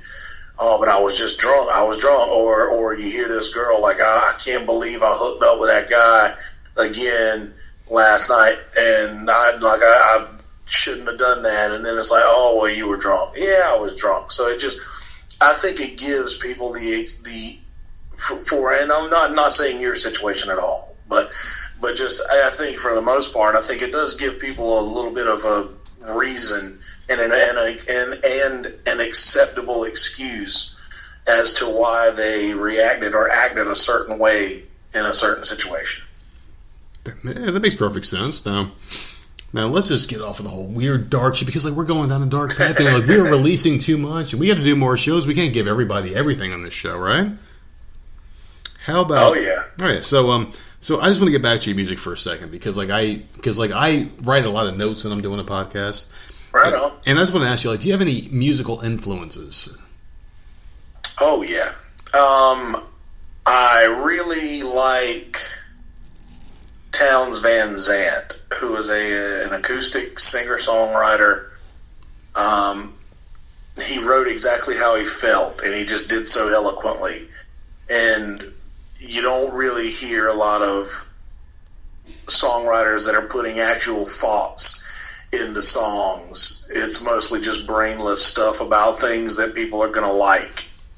Okay. And I really like Townes Van Zandt. He sort of did his own thing and would, I don't know, he would write songs about things that bothered him and things that were actually going on in his life that meant something to him, but while also saying exactly what he meant, but doing so in like the Shakespearean way. Like he's got this thing that's like, there ain't no dark till something shines, and I'm bound to leave this dark behind.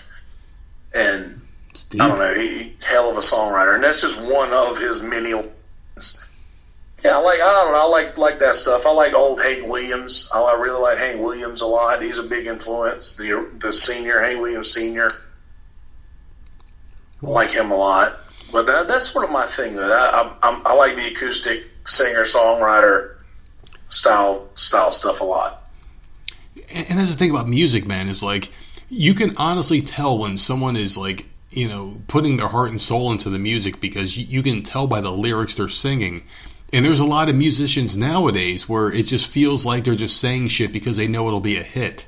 You know what I mean? Right.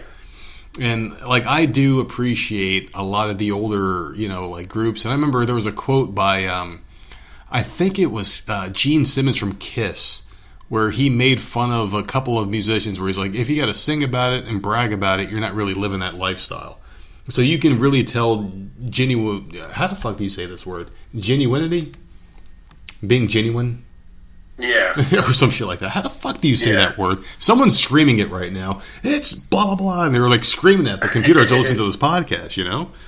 But like that's basically what I'm trying to say is like you can tell when someone's being genuine or when they're not being genuine, you know? And a lot of the music nowadays is just so fucking bad. It's like they're checking off those boxes like, okay, did I do this? Did I do that? Okay, I have a hit. And it's not really coming from the soul. It sounds to me like they send an idea for a song into this computer program, and this computer program prints them out a song. Yeah, yeah. And that's what they record. That's how it feels to me. Oh, yeah, exactly. Now, since we both... Granted, I don't do like... I'm a huge Grateful Dead head. I love the Grateful Dead. I'm a big Dead head, and I like the Beatles a lot. But mostly old stuff, I will say that. It's mostly old stuff. Not a lot of new influences. So... where's the weirdest place that you guys were booked for a show? Is there any place that stands out? Not like a bar, but is there any like obscure places? Oh, yeah. We did this gig one time in this place called Neeses, South Carolina. And never heard of it. Is it Is it Neesmith? Nor had I. Is it Neesmith?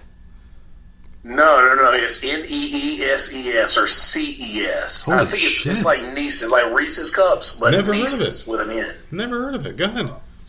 Yeah, so we got booked to do this gig at this racetrack, and they said it was going to be this huge deal, and they said that they had gotten a stage brought in from the guy who set up the stages for all these huge festivals.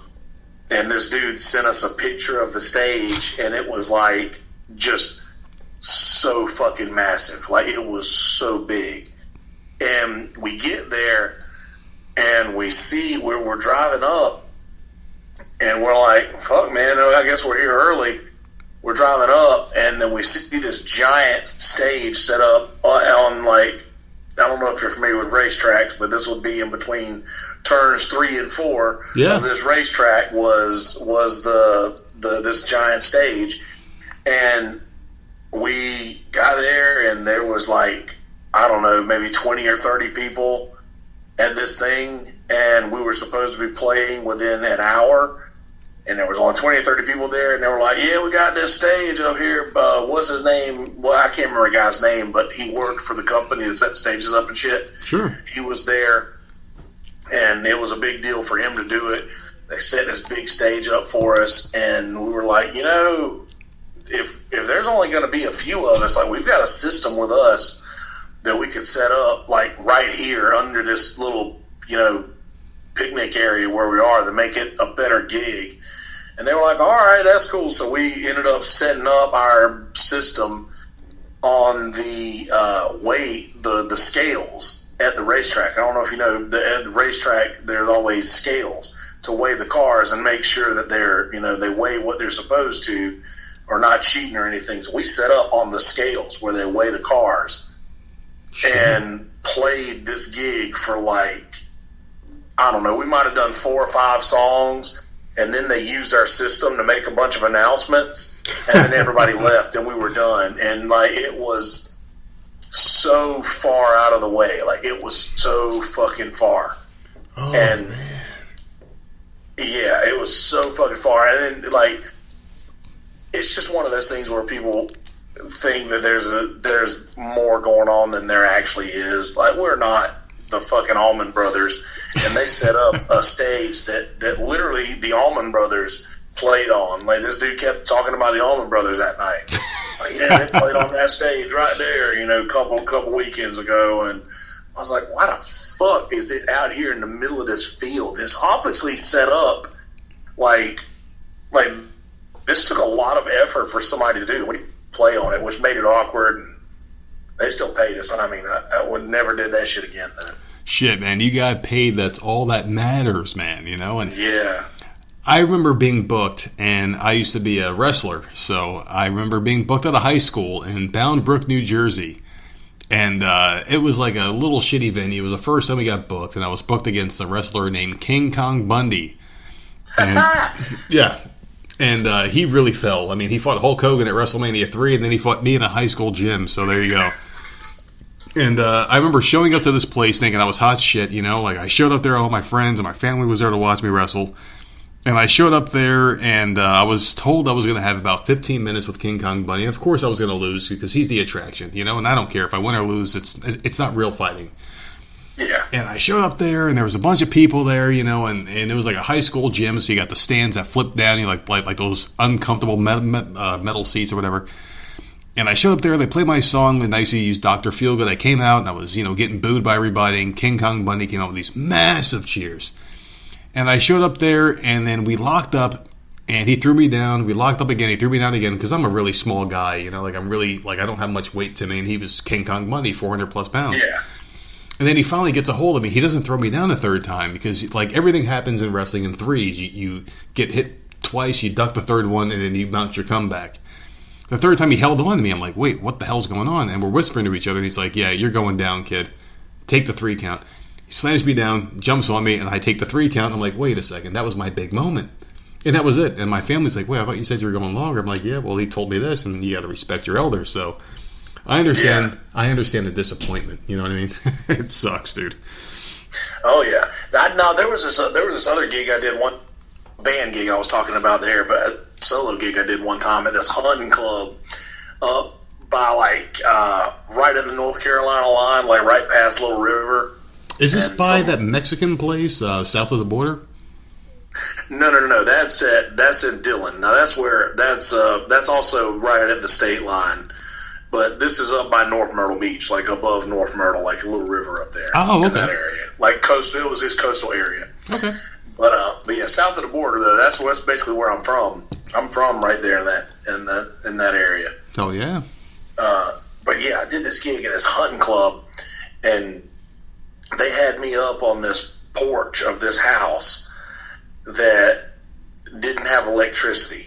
Like it had like when the sun went down, it got dark. Like there was no street lights out there or anything, and I'm fine with that. Like I love, like my mind palace is all dark forest. Like it's all very, very dark in my mind all the time. So I'm fine with this. But they start talking about, yeah, we killed one of them cougars that's been getting up in the shed back there the other night, and they was getting big. Cougars. And yeah, cougars, like fucking cats, big cats. And like shit.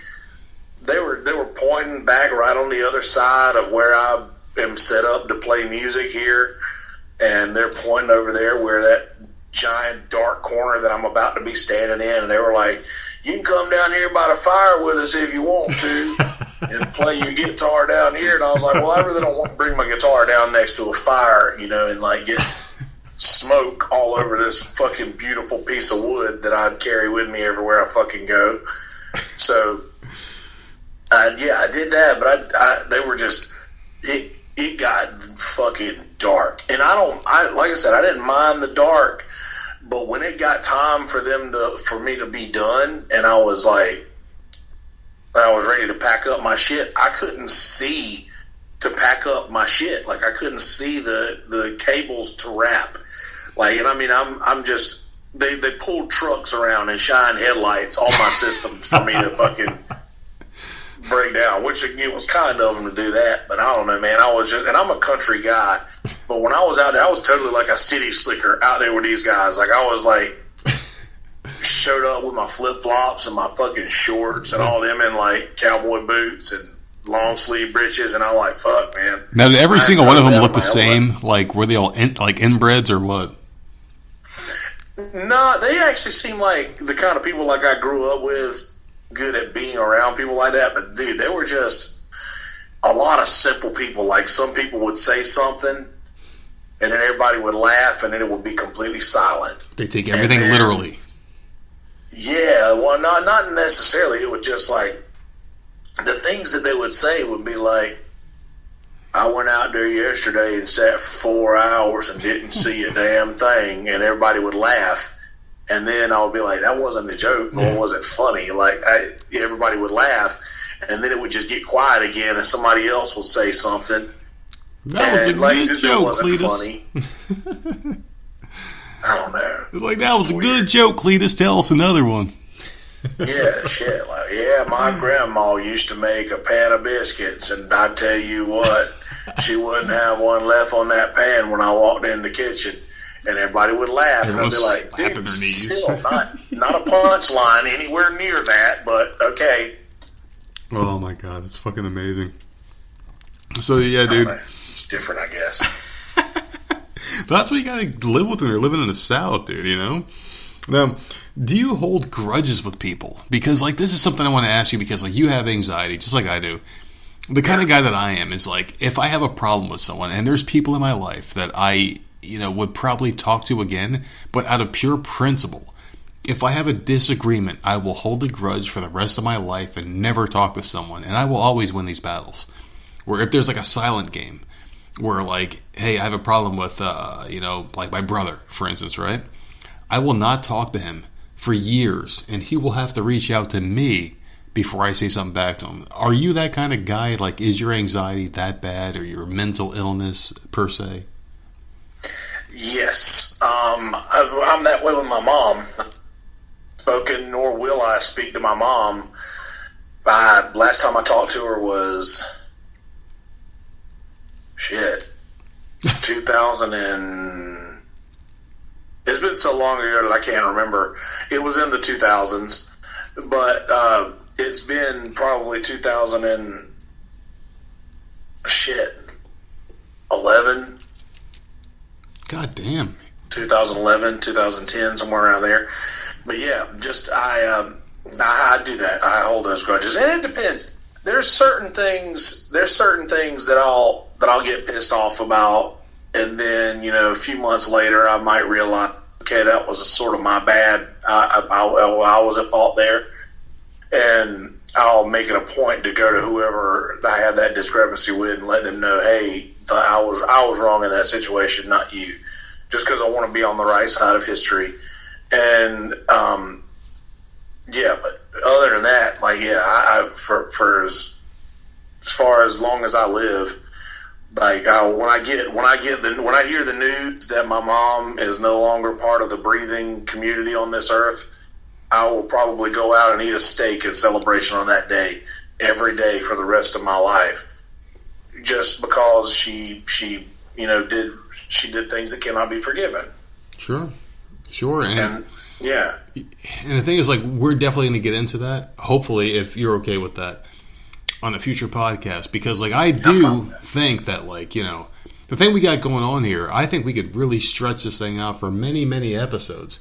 Because, like, I don't want to give away everything. Because, like, I think that, like, you're a very interesting person. You got a really deep story, and I really want to just kind of take my spatula and just dig in there and just pull out more stuff, because you got a lot of shit going on, man, and I kind of feel like we have the same kind of parallel thoughts going on, because my mom and I, there's a lot of, like, scars, like deep scars in there, and I don't remember everything, because some things happen and, like, they're right there at the top of your memory bank or whatever, and some things you just really have to remember, because some things you really repress, and I had a memory the other day of a diary that I used to keep when I was a kid, and I remember getting it at my 4th grade book sale, and I remember going there and taking the few dollars that I can get as a kid and buying it, and I used to write in it, and I remember writing down the beatings I used to get from my mother. For some reason, she took it out on me, and I think it's because I'm the bastard child, like, I'm the one that didn't belong to my other brothers and sisters' dad, because we got 5 kids.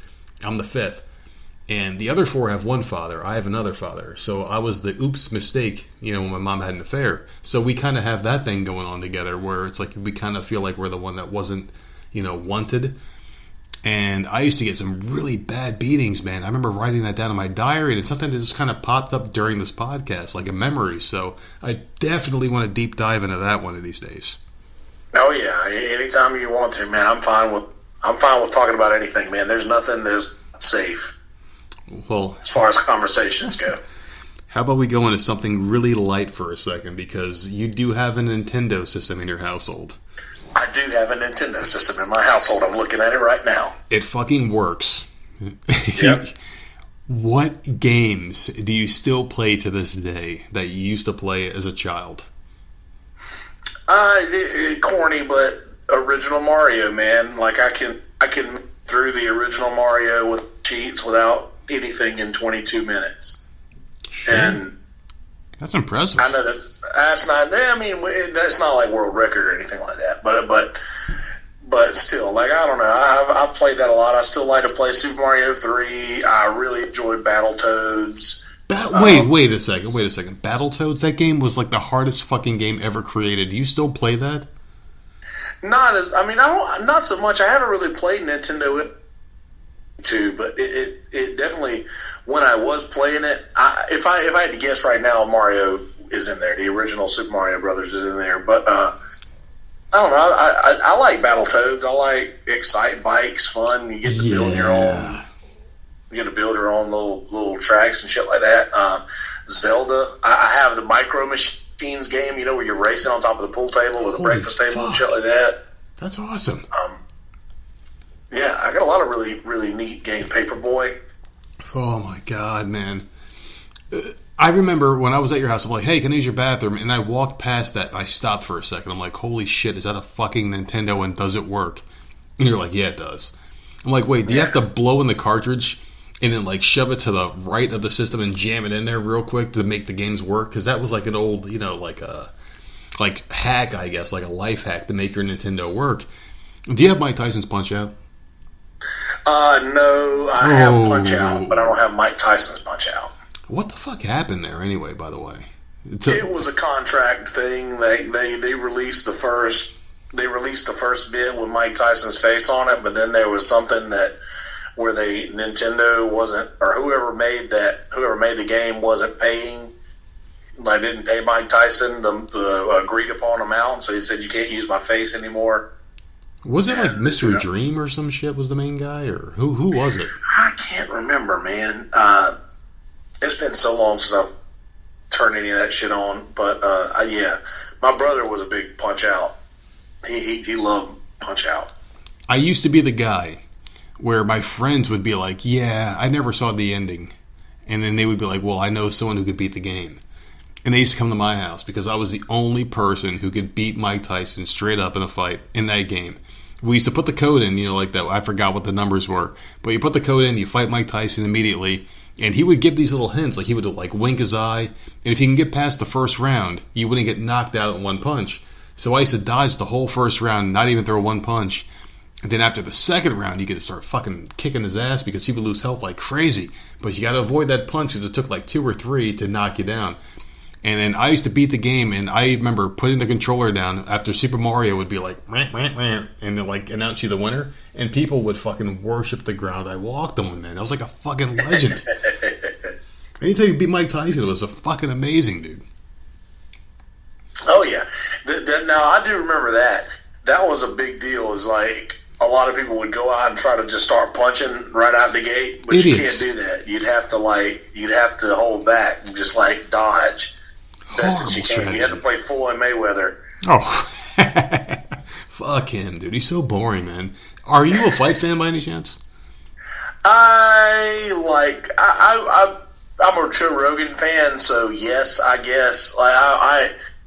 We had the fights at Tito's. We would pay to get the fights to down there and then we were like the UFC bar in that area for a while, and they brought in the weirdest crowds, man. The strangest people come out to watch those free fights at bars, and I don't know if I want to count myself amongst a lot of that, but I don't know. I know a decent amount about it just because I listen to some fight companions that Rogan does, or MMA talks and shit. Yeah, I'm like one of those guys who doesn't know everything about fighting. I was a shoot wrestler back in high school. I did the whole high school wrestling thing, and I was undefeated for a very long time until I lost my final match because I used to be very lightweight, and then they put me against someone who was 30 pounds heavier for some reason, and of course he fell on top of me, and that was it, and I lost my first match. But I do understand certain grappling techniques, and I could watch a fight and kind of pick it apart a little bit. Yeah. But I really don't watch unless it's a big mega fight. So same here, yeah. And I don't even watch it live. I'll just watch the highlights after it. Hey, I have a couple good links and I'll give them to you off air because I don't want to get kicked off of Podbean or anything like that. So I can send it to you off air if you want to watch them live. I can send you a little something, man. Oh yeah, I bet I know. I bet I know which one it is. Oh, there's quite a few. There's a few. Yeah, I've got the same. I think I've got the same deal. Is like I said, it's just not. It's not something that I'll keep up with and make. I'll watch the enough of highlights so that I'll understand when I hear sports talkers, because I listen to a lot of sports coverage, a lot, and I just want to not be in the dark. I follow that as much as I follow any sport, and I don't really, care much about basketball or I hate basketball, NFL, and so I follow those just so I'll know or be able to carry on a decent conversation with somebody if the conversation comes up. Is there anything in life that really annoys you that other people bring to your attention? And I'm going to lead somewhere with this. I'm just going to get your answer first here.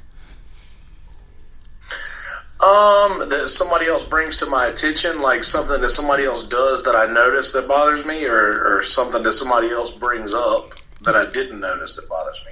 Both.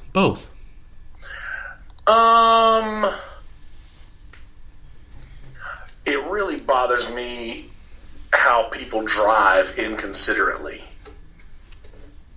Okay, that makes sense, because down here in the South, people drive like fucking maniacs, and they will cut you off, and they take it as a personal insult almost if you cut them off, but not really cut them off, because cutting them off sounds rude. But if you move in front of them, they will speed past you, give you the finger, and get in front of you as if it was like a "I got you, bitch" moment. You know what I mean?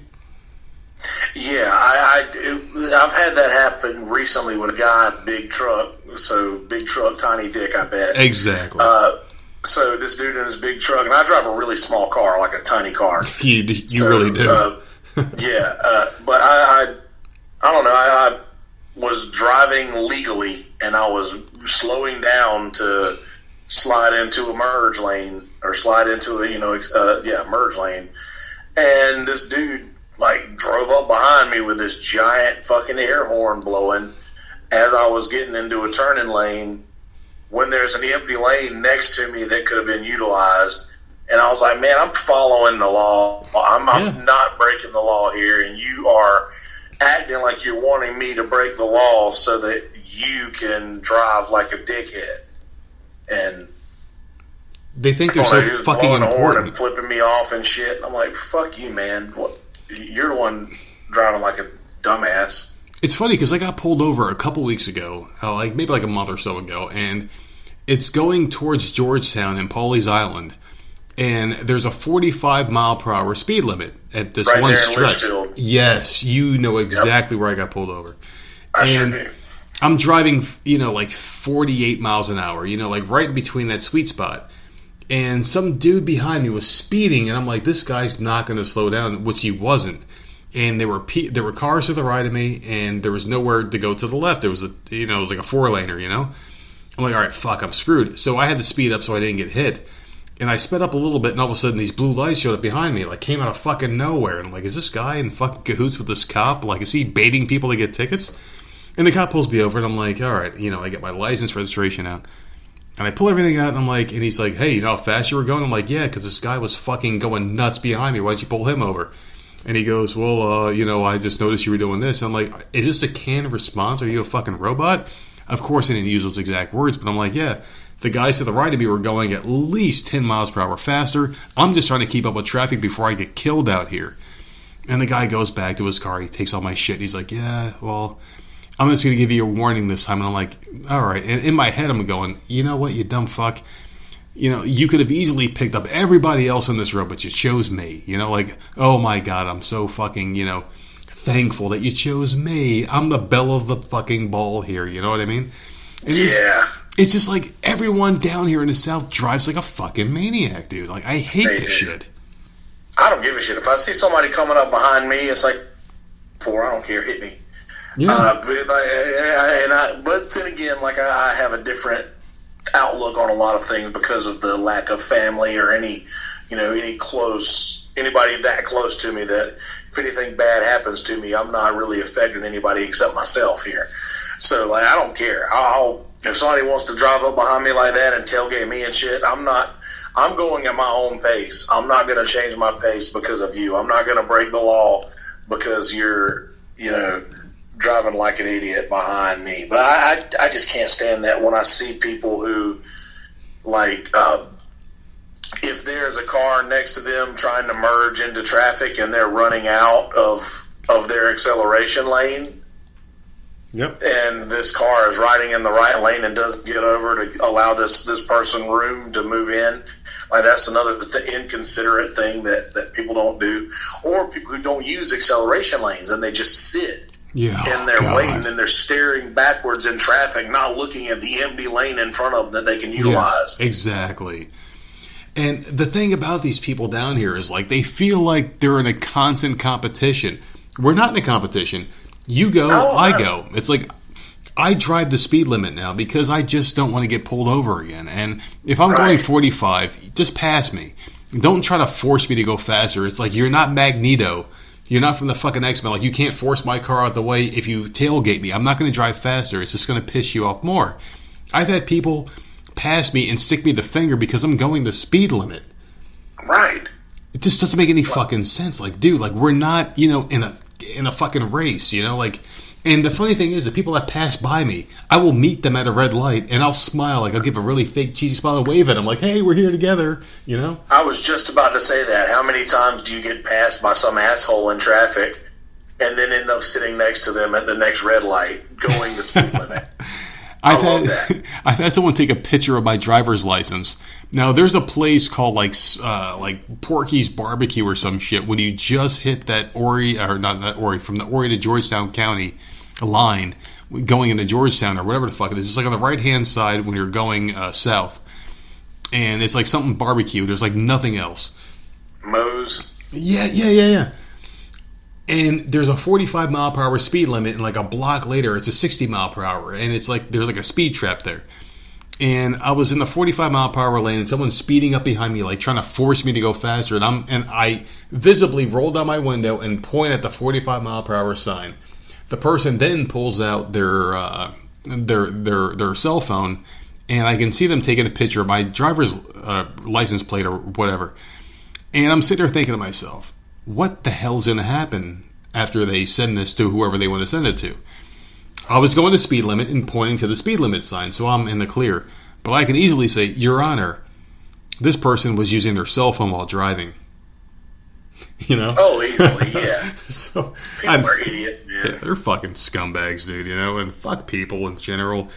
And this is where I kind of wanted to go next. And you know what? Like, we're segueing nicely. Like, we're a really good team here, man.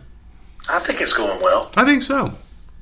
And this is where I kind of want to go into the whole conflict portion of the podcast, because, like, you're an interesting guy. I want to get your thoughts on some things. And my whole thing with conflict in general is you and I both live sedentary lifestyles. At least we try to. Like, you more so than I, because I still have to go to work, unfortunately. I'm trying to get to where you're at. I'm trying to get to that point where I can say, fuck you, world, and not to do shit unless I want to.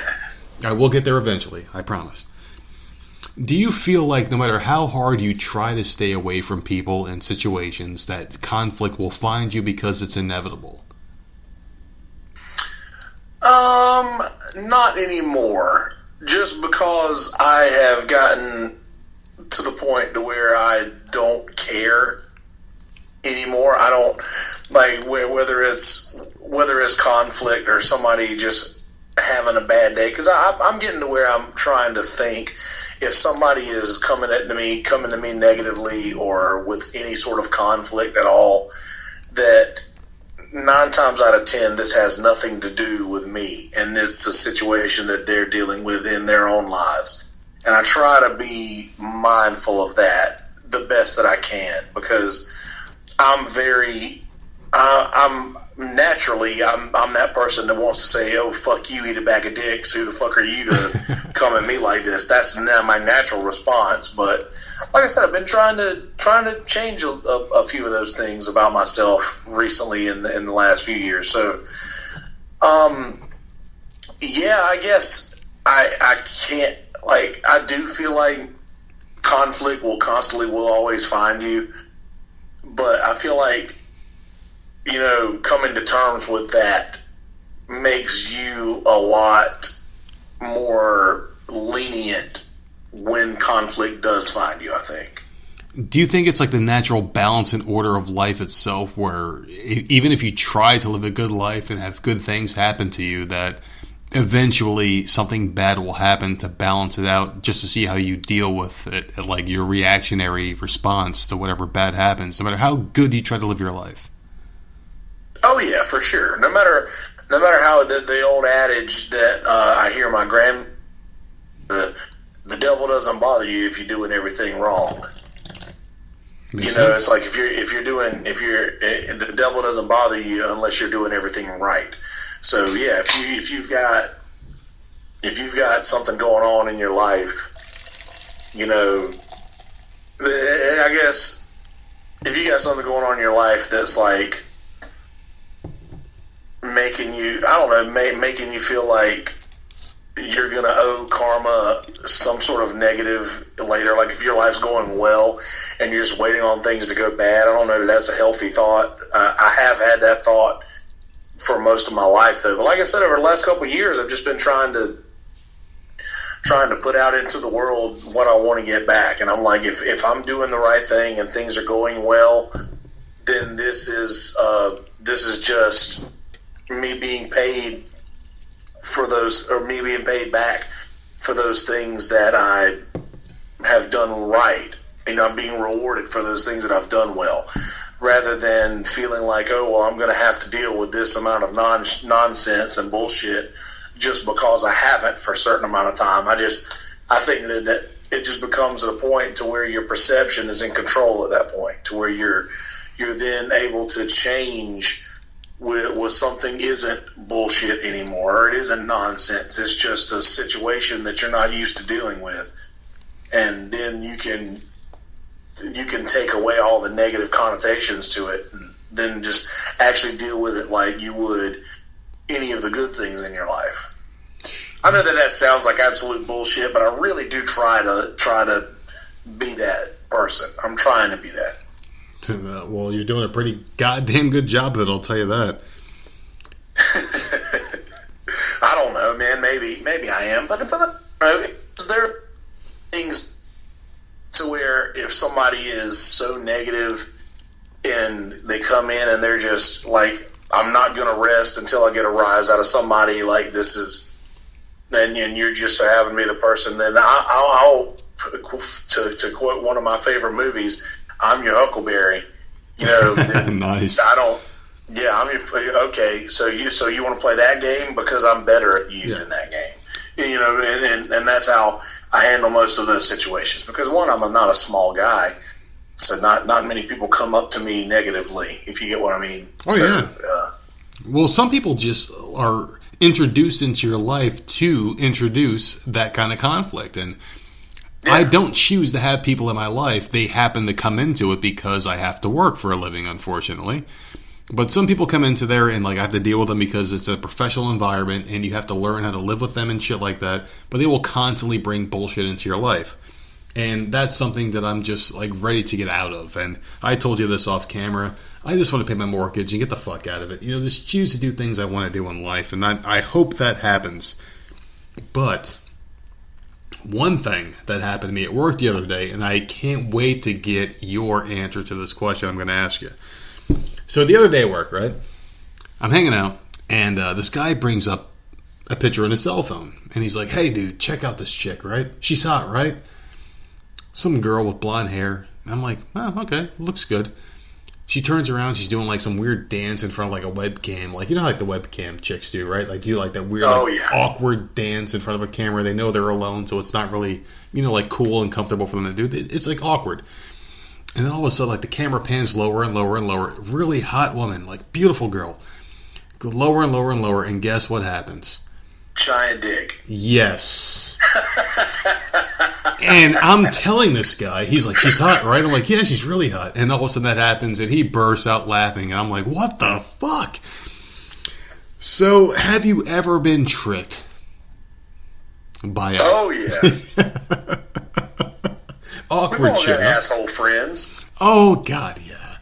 What the fuck is going on in the world, man? Where, like, you have shit like this going on, like, where men can be passable women and women can be passable men.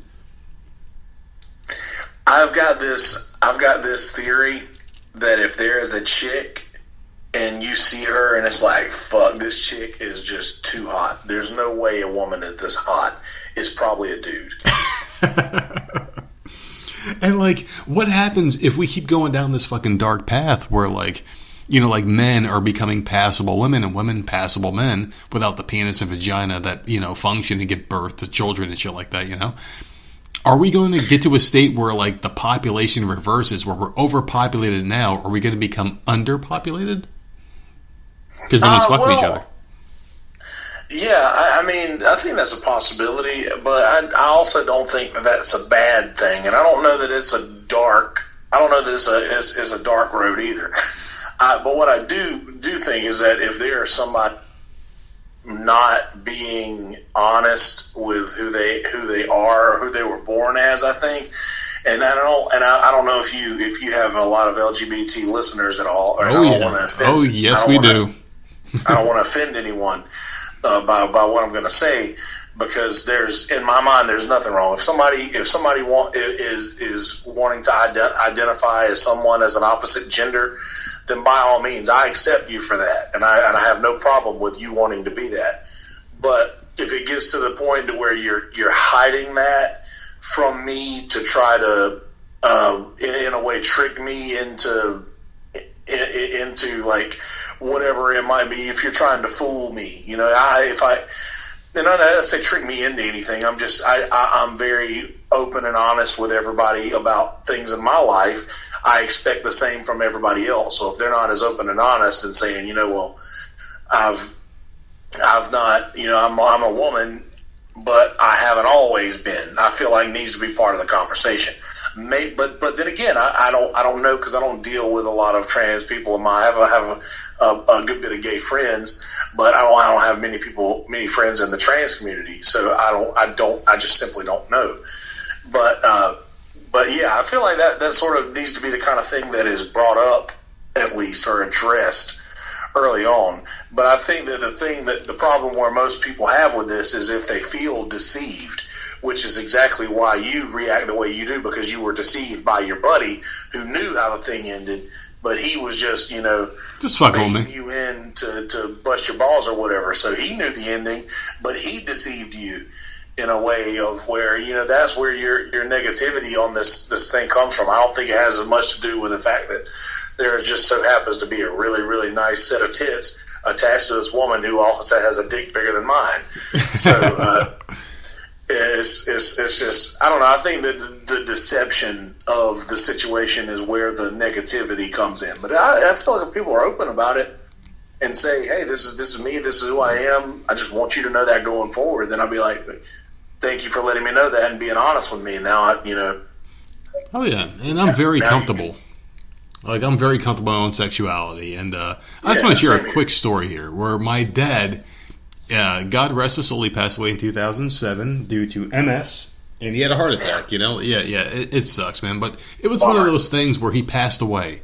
And it was good because he was very active, and he got to the point where he was deteriorating so much he hated life.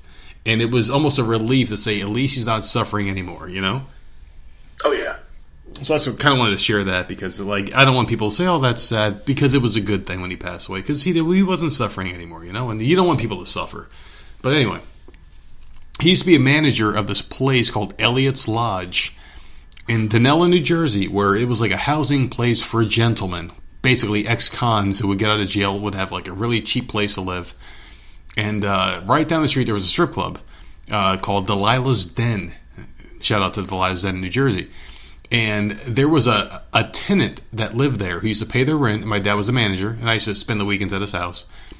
And I remember sitting there watching him. I was 11, 12 years old. And this tall, buxom, beautiful woman would show up and pay their rent. And I would say, who the hell is that? As a kid, I'm growing hormones. I'm like, who the hell is that? He goes, oh, that's Victoria.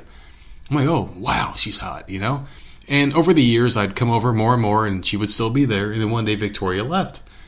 I'm like, what the hell happened to Victoria? He's like, oh, well, she moved away, or whatever. And then, a couple of years after that, and this is over the span of almost a decade. And I'm 21, 22 years old, and I'm at this bar.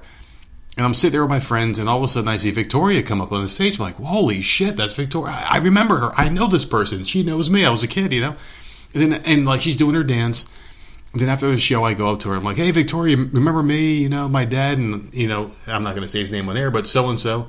And she's like, she looks at me for a second and, cocks her head to the side. She's like, oh, yeah, you were so-and-so. You were the nerd, just to protect my name.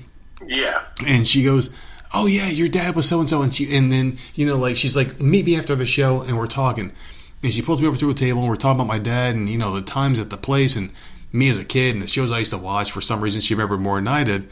And we're talking, and she's like, come by tomorrow night. I'm going to do a fully nude show, because in New Jersey at the time, certain clubs, you can't dance fully naked if there was alcohol served. So the club that I was at that night, we served, like I worked there, they served alcohol. Yeah. So she wasn't fully nude. So we talked, and she's like, meet me at this club. I'm going to be fully nude. I'm like, all right, cool. And by the way, she gave me a lot of compliments. Oh, you're so handsome. You're so beautiful. I'm like, oh, my God, she likes me. I'm going to score, Yeah. And then we go to this nude club, and there's no alcohol involved. So I'm sober as shit. And then we go to the club, and she's dancing. She pulls out the big old titties are out there, And then she pulls her pants down, and there's a dick. And I'm like, what the fuck?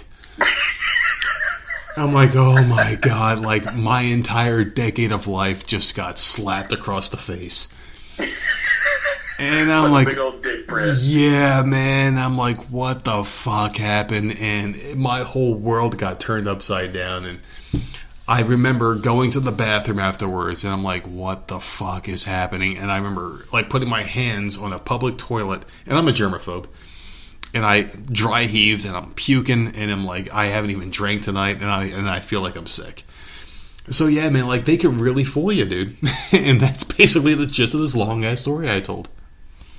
Oh no, that's like I said, anybody who makes a choice, who listens to this, wherever my voice is audibly reaching you, you are all over the place, my friend.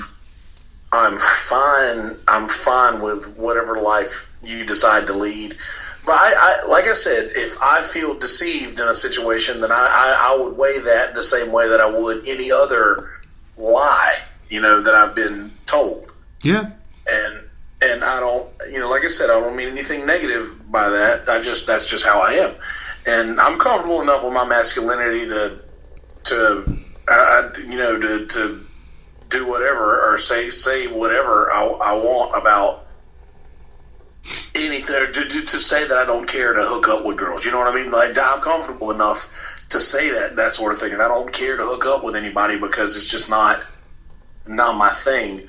But there's so many people out there who are just so, like, I don't know if they're just uncomfortable in their masculinity or if it's just that they are not sure how they're going to feel about or they're worried that the other person's going to change their mind.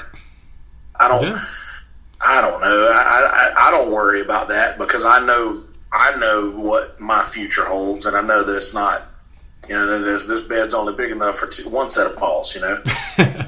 And you know the funny thing about cheating in general is like men like if we cheat on a woman, it's like all right, so my wife's in bed, I'm going to go out and cheat on her with someone else. You're only having sex with another vagina. I mean, like they can only go so deep. Like as deep as you can go, if you know what I mean. But women, like, they can cheat and they can have a different experience every time because, like, every guy's dick size is different. But every woman has a vagina that gets wet, and then you slide in and out of it, and you have an orgasm, and you're done. Well, I don't know, how they move those muscles that encase the vagina is, can be a differing experience. I will be the first to point out. But yeah, in theory, you're right. Because, like, this is different. Because, like, I've never had someone who did anything different than just, all right, just take it, and that's it.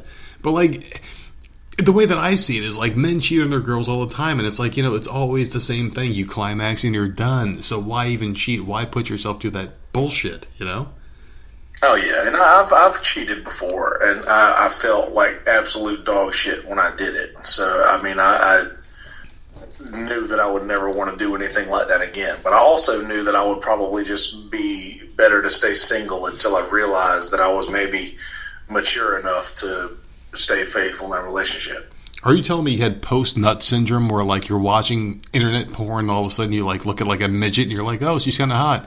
And after you beat off to her, it's like, wait, why did I do that? And you put your hand in your shoulder and you're crying and shit because, you feel bad about what you did? No, not at all. No post-nut syndrome. Oh, my goodness, you're the first person who's never had it. I won't talk. I won't watch something that I wouldn't like. Okay, so I've said that I have three sisters, and I have a stepmom, I have stepsisters, I have half-sisters. So that is ousted an entire couple of categories of porn that I can never appreciate because I can't watch anything that I wouldn't, like, plug myself into. You know what I mean? Like, that I wouldn't actually plug myself into that situation. Gotcha. So I'm very weird and very selective about the stuff that I watch. So you live vicariously through the porn. So you watch, like, a POV porn, like a point of view thing, or? Not really. I mean, I'll go so far as to do, like, do you ever do any... Here's some information that nobody's heard. Do you ever do like or see like jerk off instruction or JOE or JOI? It's funny. It's very funny that you mentioned that. My most popular podcast that I've ever done has jerk off instructions in the title because I learned a lot in that episode. But yes, I know what you're talking about. Well, I know. I think we talked about that on the episode with me or in my stuff. But dude. That, and I think I remember saying, like, that's a pretty popular porn category, and I know that because I watch it, and it's basically just where you've watched all of these other types of things where you imagine yourself in a situation that they're in this porn, But then the JOI stuff comes on, and they are literally just explaining to you what to do. They're just telling you what to do. Now they get you to this point because at the end of a lot of those videos, they will try to get you to eat that which you have expelled, which I do not get down like that. No cuckold shit here. Yeah, none of that. I don't get down like that. So you have to be careful with starting out with some of those things, and I will make sure to watch the very end of it to make sure that is not part of the deal. Because if it is, I just can't enjoy it. I mean, I'm that guy. No. I will do that. But I also I can't watch porn in which the girl looks like she's not wanting to be there. She's not having a good time. Like if it seems like some of those things where she's just crying black tears from mascara and just looks like she's just. If it's like that going down, I can't enjoy it because it seems to me in my mind that I can't know for sure that she is content in that situation, and I can't. I don't know. I just can't stay excited throughout that. Why the fuck is it porn is the only form of entertainment that anyone can watch where you can know the spoiler but still rewatch it multiple times to get the same result every time? Oh, dude, there are certain videos that I watched I watched when I was in high school. It's like your go-to film. Like your go-to, I can nut to this every time no matter what the situation. Oh, yeah. There's for emergency use only. Dude, I know this will work.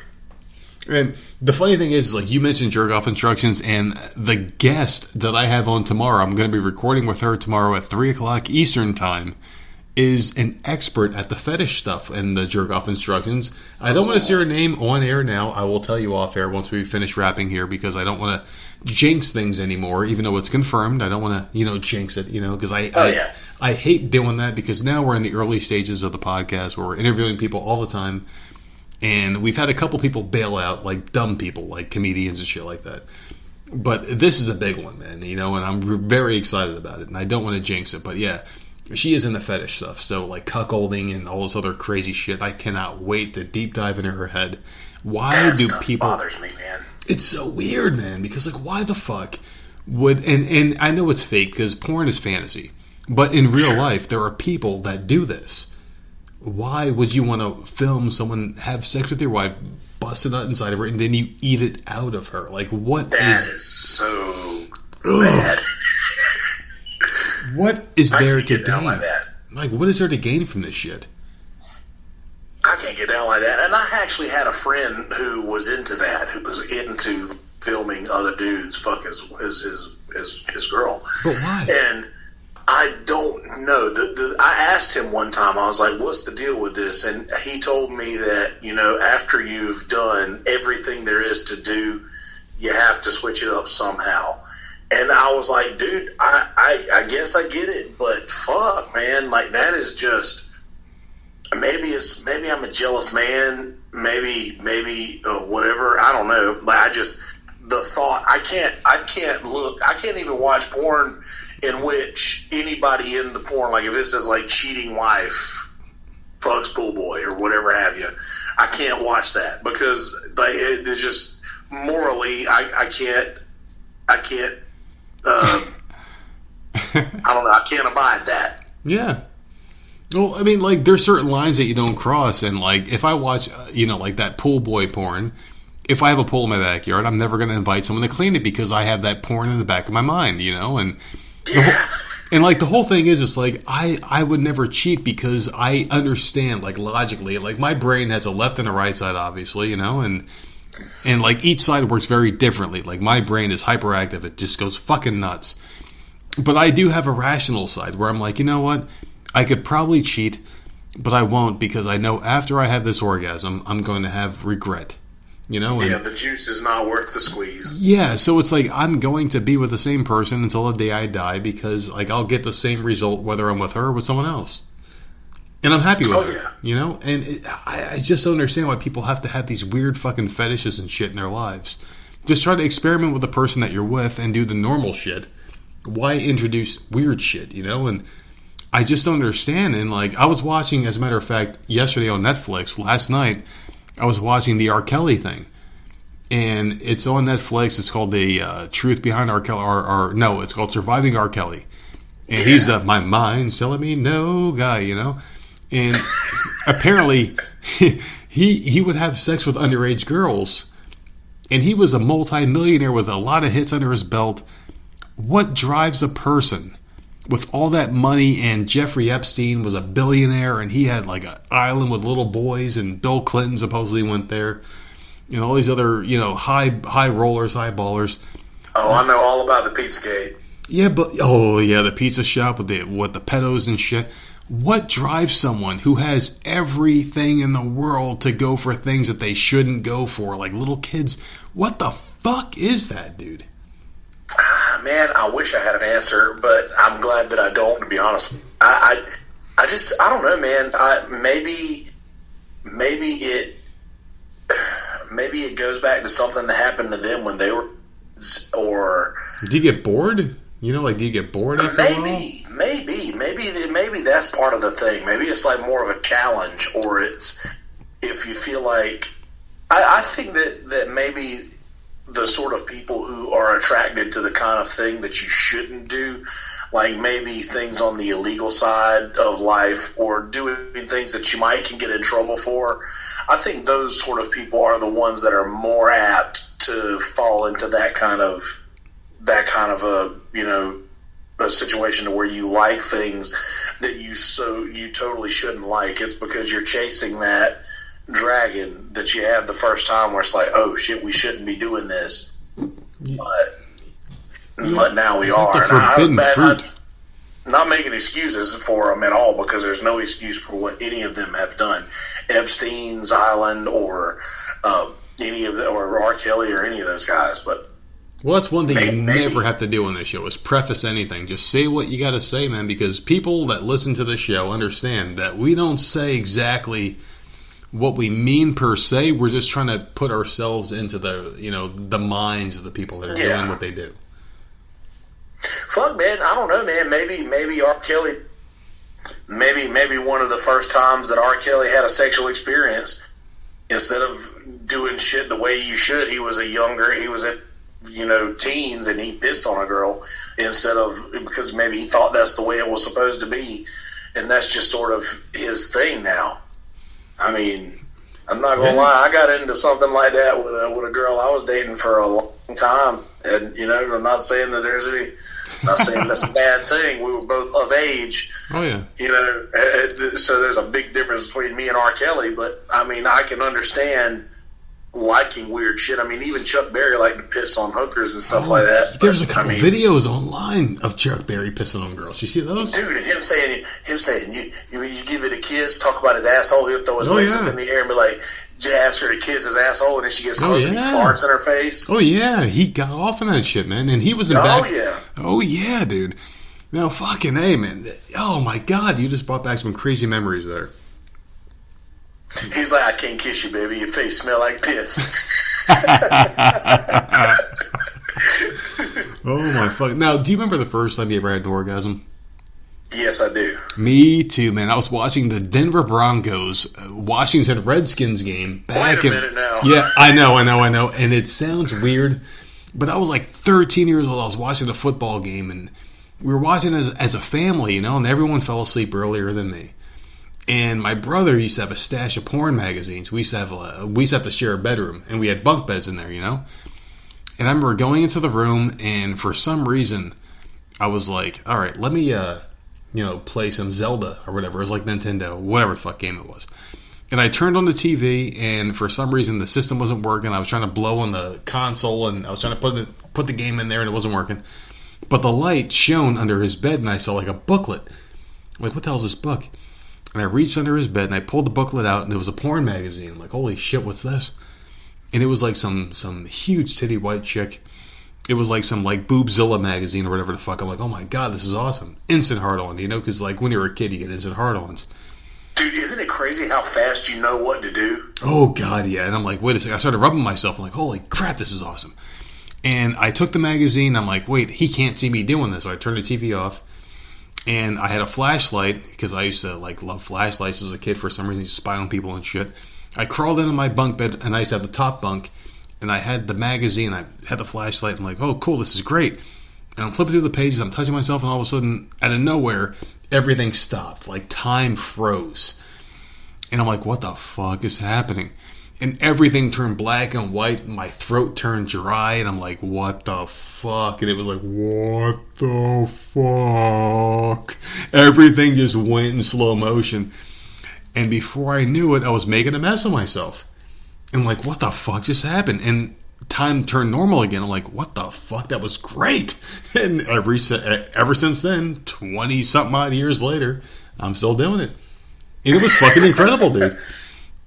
I had a buddy of mine who had a deck of cards that were released by Penthouse. Do you remember that? Oh, yeah, the dirty playing cards. Yeah, he had a deck of cards that was released by Penthouse, and I gave him, he told me he had that, and I was like, I want that, because I was getting curious at that point. You know, I can't remember exactly what age I was. I was probably, I don't know, 11 or 12, and I was curious. He brought me this deck of cards, and I gave him $10. Damn, that's a lot. I took them. I took these cards back home, and I had like my favorites picked out. Like, you know, you look at them for a few times, and like I had these things for a week or so, and I would get them out, and I would like line them up on top of my big TV. Like, I had one of those big wood, you know, the wooden TVs had a drawer and everything. Oh yeah, yeah. I had one of those in my room, and on top of it, wait a second. It still worked. You had one in your room that worked? Yep. Because we had one that we put an actual TV that worked on top of that. That was our TV stand. Well, that's exactly what I was about to say. I was like, I hadn't got, the TV still worked, so there was nothing sitting on top of it at this point. So I would like line up like 9 of my favorite, and you know, I just like you said, you know, you start to, you know, touch around, and you start to feel, okay, this is not bad. This feels pretty good, and then all of a sudden, you start feeling like, oh shit, I gotta piss. And then like, I was looking around my room, I was like, I can't run out. I'm thinking in my hand, and I'm holding it shut because I don't want to piss all over my, you know, nice wooden TV.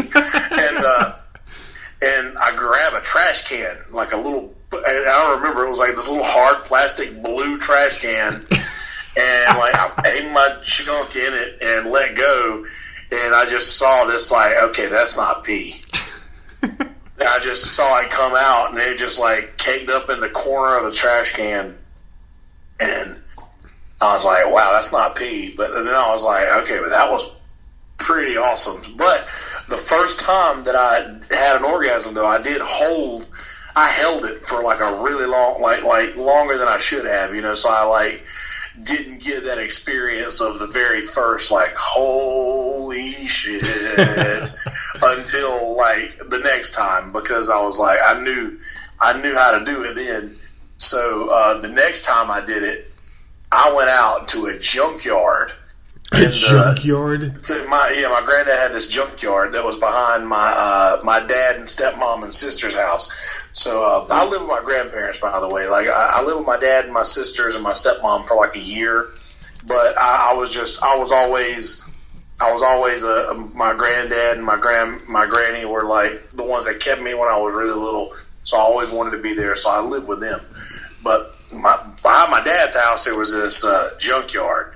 So I went out into the junkyard, and I was literally standing next to this old fucking like Chrysler LeBaron or fucking something, and just jerking off between two cars. And the first like legit nut that I got that was like, okay, this is it. This is gonna do just fine for the rest of my life. Was then in the middle of a junkyard and next to a Chrysler LeBaron and like some orange van. You'll never forget that first time, man. Holy shit, that's hysterical. Never. Oh my god, man, that's fucking to great. The same cards. To the same fucking to the same cards. I kept them in my pocket. Oh my god, that's fucking amazing. So I mean, Hey, so today is, October 2nd. We got 29 more days till Halloween. Do you celebrate Halloween? Do you like Halloween? What do you do for the big Halloween celebration coming up real soon? Do you go out? Do you play a show? Or what's going on? Oh, you're going to love this. Oh, let's do it. So every year for Halloween, for the last 2 years, I have dressed up as a clown, and I put on this suit and this top hat, and I paint my face like a clown, and I have this like big table leg, like a bar stool leg that I've carved into like this baseball bat looking thing that has a rope tied to it that I tie to my wrist and drag it behind me, and I just walk up and down the street. I don't speak. I don't talk to anybody, and I'm a talkative person, so when I'm silent, it really creeps people out. And I've done this for 2 years in a row. So I will be dressing up as a clown and not speaking at all, like just walking around and like beating this giant club on the bar or wherever I will be. That's awesome. Or just dragging it down the road. I just really like to fuck with people, man. I like to creep people out. My neighborhood is really awesome for Halloween, and my kids love it because, like, they're starting to get a little bit older now, so they might not be as into it as they used to be. But when we first moved down here from the Northeast, like, no one would ever trick-or-treat up there. And I remember one Halloween, we were the only family walking the streets. There was, like, 2 or 3 other families we saw that entire night. And everyone that was supposed to be giving out candy had, like, those, like, lights-off signals that they didn't have candy. My kids were knocking, oh, there's no one home. Next house, no one home. A couple houses later, no one home. They might get like 1 or 2 houses that were giving out candy. And when I was a kid, it was like every house had candy. Like there were kids all over the streets and parents and thousands of people, it felt like when I was a kid, just giving out candy. Oh, yeah. But I moved down here into this, St. James area. And there's a sense of community where people actually care about the kids. And then we took the kids out the first year. We're walking down the road, and, like, everyone had candy, and kids across the street, and adults were dressed up, and we had, like, a Michael Myers guy, a Jason Voorhees guy dressed up, and haunted houses, and Ghostbusters songs were playing. And I'm like, this is the shit that I used to grow up with, and it was awesome. And it's like, what the fuck happened to Halloween? And this is the only holiday, and I do call it a holiday, because to me it's a holiday, where like kids can celebrate it and adults can celebrate it, and it's still awesome no matter what. Christmas loses its luster once you realize, Yeah. I don't want to say it because exactly. The Easter Bunny, the Tooth Fairy, all that shit loses its luster after, But Halloween, you can celebrate it as a kid and as an adult and have just as much fun. You might be wearing, a Dracula outfit, and eventually you may be wearing a sexy nurse or sexy policeman outfit or whatever the hell people wear when they get older. But you still have fun. That's the only issue that I have with Halloween is the thing to where girls can just see how sluttily they can dress. Oh, yeah. And like I said, I don't mind it, ladies. I mean, do your thing, but just... I love Halloween because of the creepy shit. I love scary movies. I love that dark side of things and the devil and demons and the one night of the year in which all of the souls that have been laid to rest can come back for one last scare. And that's one thing that I think why it's as fun for adults as it is for kids. Well, for a lot of females, that they get one day out of the year where they get to dress like a slut and get away with it. And exactly. Then for everybody else who wants to, scare the shit out of people like me, you get to be the weirdo that you are 364 days out of the year, and you get that one day where you actually get to be that person and be accepted for it. Because I'd like to walk around with clown paint on a lot of the time and just stand on the side of the road and stare at cars as they drive by. And that's awesome. Like that. But Halloween, I get to do that. And nobody can say anything because that's what you're supposed to do. I fucking love Halloween, and that's the one time of the year that I feel like everyone can kind of express themselves creatively without any judgment at all. And right. I can do a couple impersonations. So I can do an original It impersonation from the the Tim, what the fuck was his name? Tim Curry. Tim Curry. Oh, thank you for that, because it would have driven me nuts all night. The guy from Home Alone. I love you. Like that guy. Yeah. There's more where that came from. Oh, yeah. Oh, Tim Curry was amazing, and Legend was my favorite role of his with Tom Cruise, where he played the devil. He was incredible. And, like Nightmare on Elm Street, the Robert Englund, Freddy Krueger, I could do that. The Joker, the Mark Hamill version, I could do that voice. And I'm like, you know what? I just want to do this, but I was too fat back then. I lost all this weight this year. Now I just want to just dress up as everybody, And I'm so excited for Halloween this year that it's fucking awesome. But, like, I don't know, I really wish Halloween was more accepted everywhere, where it was a national holiday, like kids have off school that day, and they're trying to make a push now in South Carolina, at least. I don't know if it's everywhere else, where it's supposed to be like a Friday or a Saturday where kids can actually go out all night and have a good time. Yeah, I think that's a better idea than try to do that on a weekend, but Halloween seems like the sort of thing that people are like, if we have to do it on a Wednesday night, they'll just do it on a Wednesday night. Does that seem that way to you, or is that just me?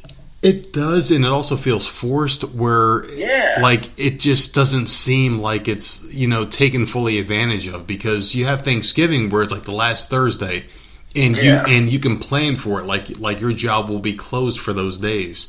But Halloween, it's like, okay, well, kids have to go to school that day, and then come home, trick or treat for an hour or two, go to bed, and then go to school the next day if it's on like a Wednesday or a Tuesday or some shit.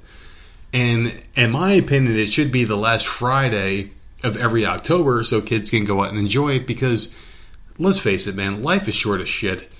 Let's just have enough time to enjoy what we have and just do what we can do, just to make things enjoyable for each other while we still have it, and I don't know, man. It just sucks, because I remember a couple of years ago, my kids went to Halloween, and we went out trick or treat, and I had to go to work the next day, and my daughter, she had to go to school, and it's like, what the fuck, man? I remember back as a kid, we used to stay out all night long and have mischief night the night before, throw eggs and tissue up in people's trees and shit, and it was like a whole event.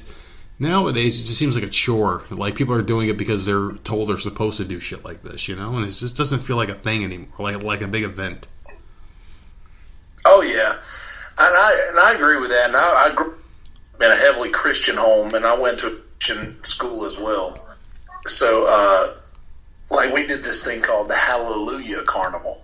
Instead of Halloween, it was called the Hallelujah Carnival. Hallelujah. And they did it, because the church wanted to offer, something for kids to do. They didn't want to go out and be part of all that scary devil stuff. So, we did this Hallelujah Carnival, and it was like they'd do a hayride, but the hayride would be just, they would take them out and ride around in the woods and tell, like a Bible stories and stuff like that. There would be nothing to scare them. It would just be Bible stories, and they'd be out riding around on a tractor. And I don't know. I don't know. I like the scary part. I like the feeling of being scared. I enjoy that. I enjoy that feeling, and I don't care if anybody else likes it or not. I want to try to scare the shit out of everybody that I see on Halloween. That's my goal. I want people to wake up in the middle of the night to the sound of that club sliding down the asphalt as I'm walking. That's what I want. I want people to get scared there's something behind them and see my face there in their minds. That's what I want. And I know that's creepy as fuck, but I don't care. Well, speaking of creepy as fuck, let me ask you a question here, man. Have you ever had a situation in life where you were alone, or a moment that only you can understand and explain, where the supernatural has occurred to you or anything like that? Because everyone I meet seems to have a story where they're like, hey man, has this ever happened to you? And I'm like, no. But then I say to them, has this ever happened to you? And they go, no.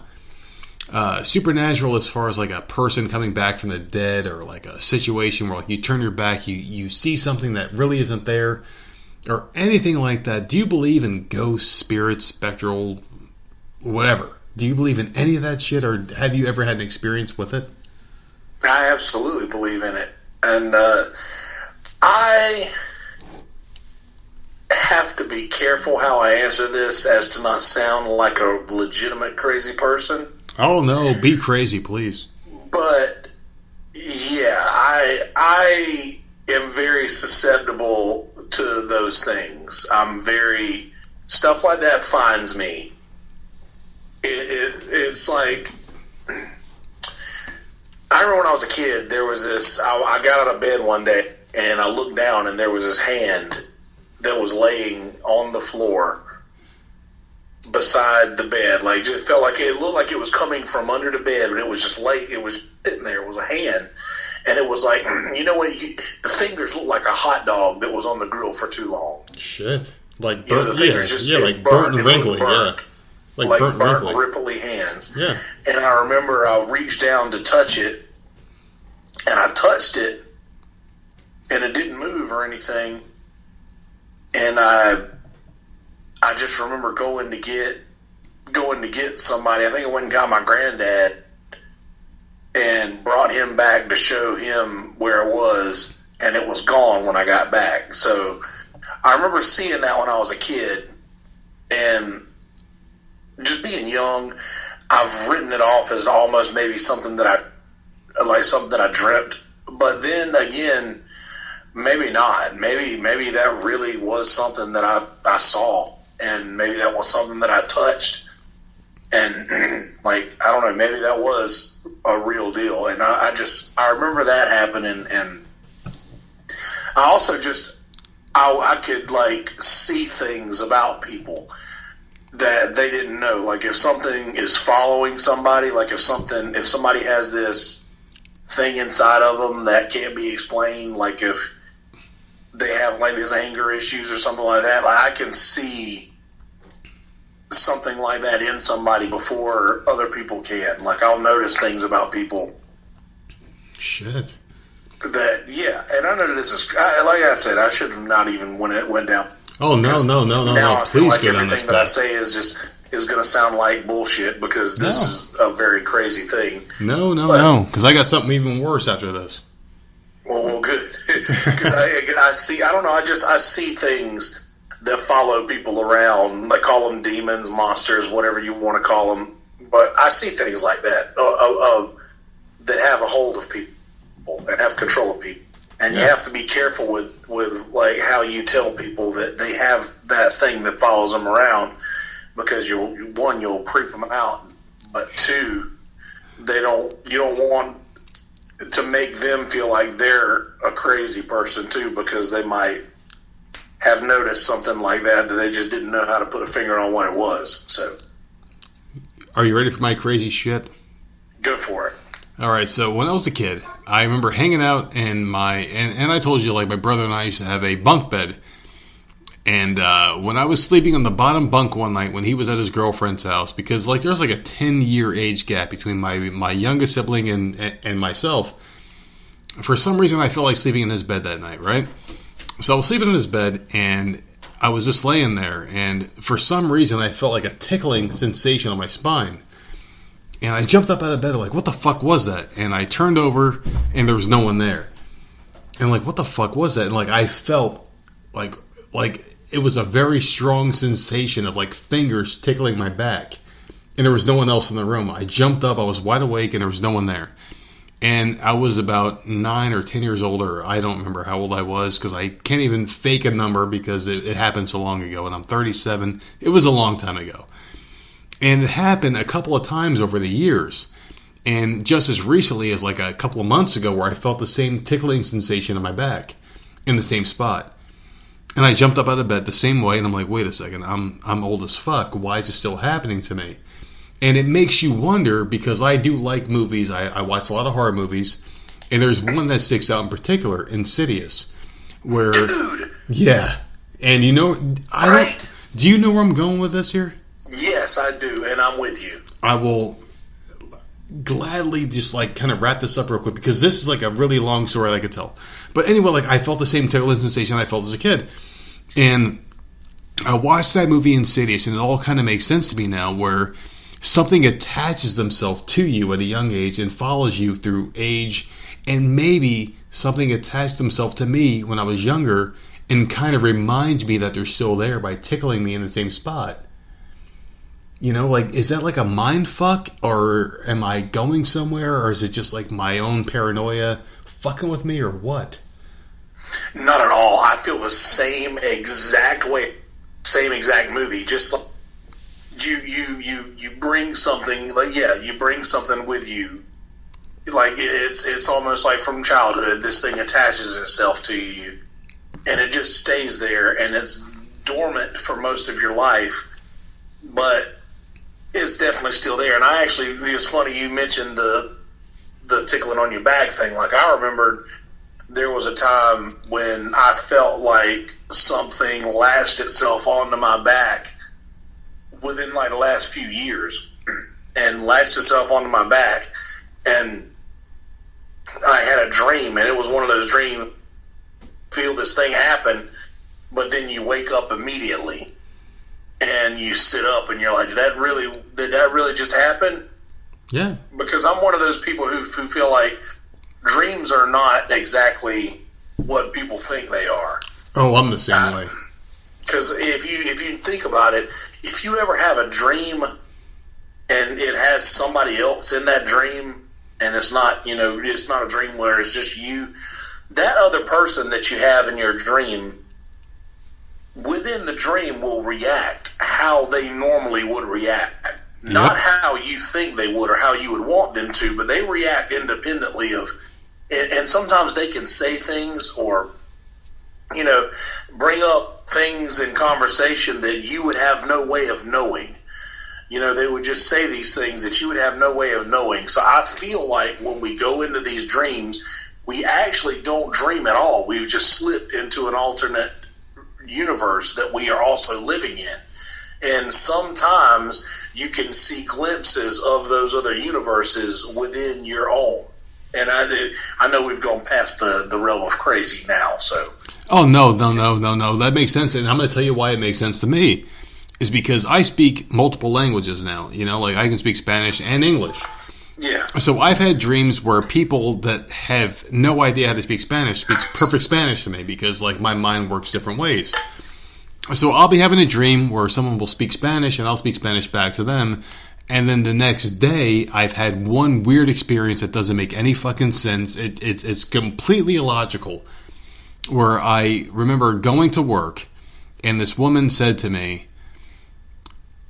a Spanish phrase. And I'm like, And I looked at her and I'm like, do you speak Spanish? She's like, no, but for some reason I know this. And it was something that happened in my dream. And I'm like, wow. And it was the weirdest situation. I dropped it immediately because I'm not a coincidence person. So I just dropped it. I'm like, okay, well, maybe, you're listening to your Rosetta Stone a little bit too much. And that was it. And I dropped it. But I remember leaving that scenario thinking to myself, because I do a lot of internal thinking, way too much, as a matter of fact. And I'm like, what the fuck just happened here? Did I pull her into my dream? Because I'm a big fan of Nightmare on Elm Street and the whole dream scenario and just like having the power in your own dreams. And there's been, instances recently where there's a certain REM, REM, for people that are familiar with REM sleep, where you fall asleep, but you're still kind of awake and you're in control of your destiny so far, as dreaming. Oh, yeah. And I'll be cognizant enough to say, all right, well, I'm awake, but I'm asleep, and I can kind of maneuver things the way I want it to be. And then you wake up and you're like, shit, this didn't really happen, but something will pull itself out of it. It's such a trippy fucking way to go about your life to even think about scenarios like this happening, but it's nice to talk to someone who had this kind of shit happen to them, because I can't even put it into words, man. Because I've had so many fucked up dreams lately, because I can barely sleep as it is, unless I have some sort of stimulant inside of me where things just happen, and yeah, it's fucking weird, dude. Now, are you regularly a lucid dreamer? Yeah. Oh yeah, me oh too. Yeah, oh yeah. In all of your dreams, pretty much. Yeah, almost all. I would say if I had to put a 9 out of 10 scale, out of 10 nights of sleep, I would say about 7 out of 10 sleeps I'm a lucid dreamer.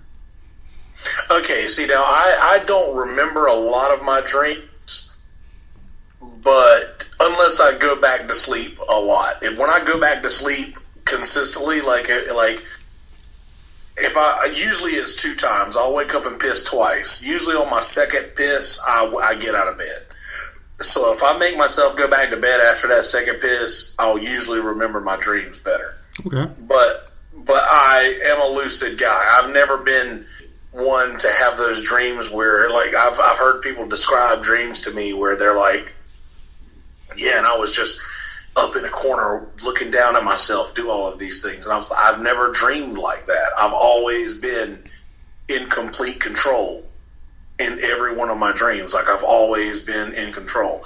And even sometimes I'll know I'm in a dream and I can do whatever the fuck I want. Like, those are the fun ones, man. Oh, I love them. Know you're dreaming and you can call it while you're in it and you can just fly around. Oh, yeah. Or do whatever you want. I love those.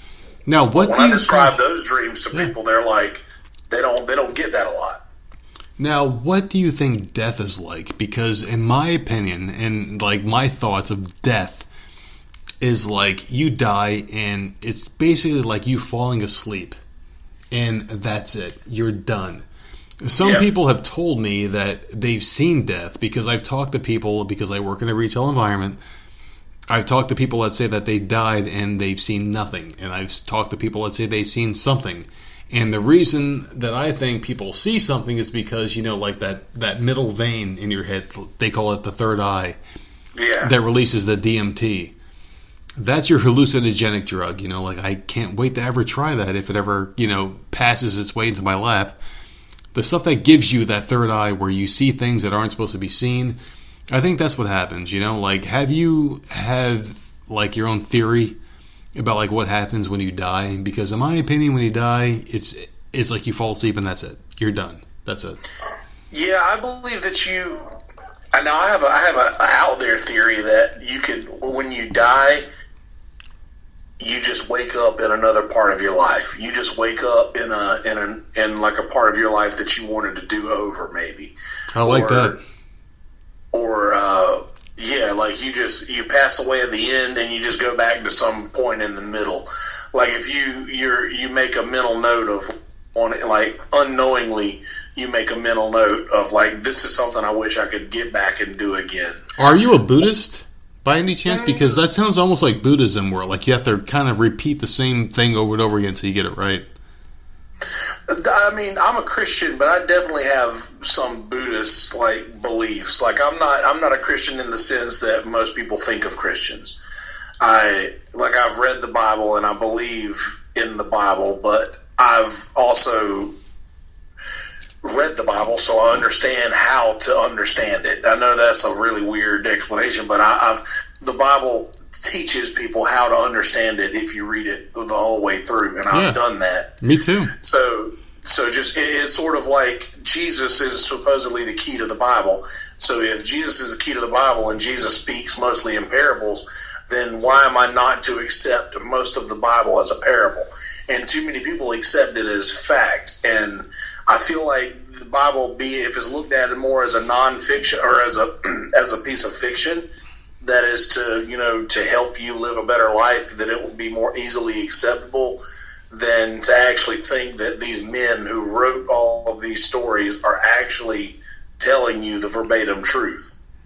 Yeah. So, but in that fact, like I do believe that maybe you enter into that dream world. Maybe maybe when we dream, we are catching glimpses of that place where we're headed, when it's all over, so to speak. So I wouldn't mind that, and that could even explain the heaven-hell situation, because in any dream that you're in, if you're aware of it being a dream, I've had many nightmares that once I get into the point where I'm like, oh, this is a dream, that I can turn a nightmare into whatever kind of dream I want to have, because I realize I'm dreaming and I'm in control.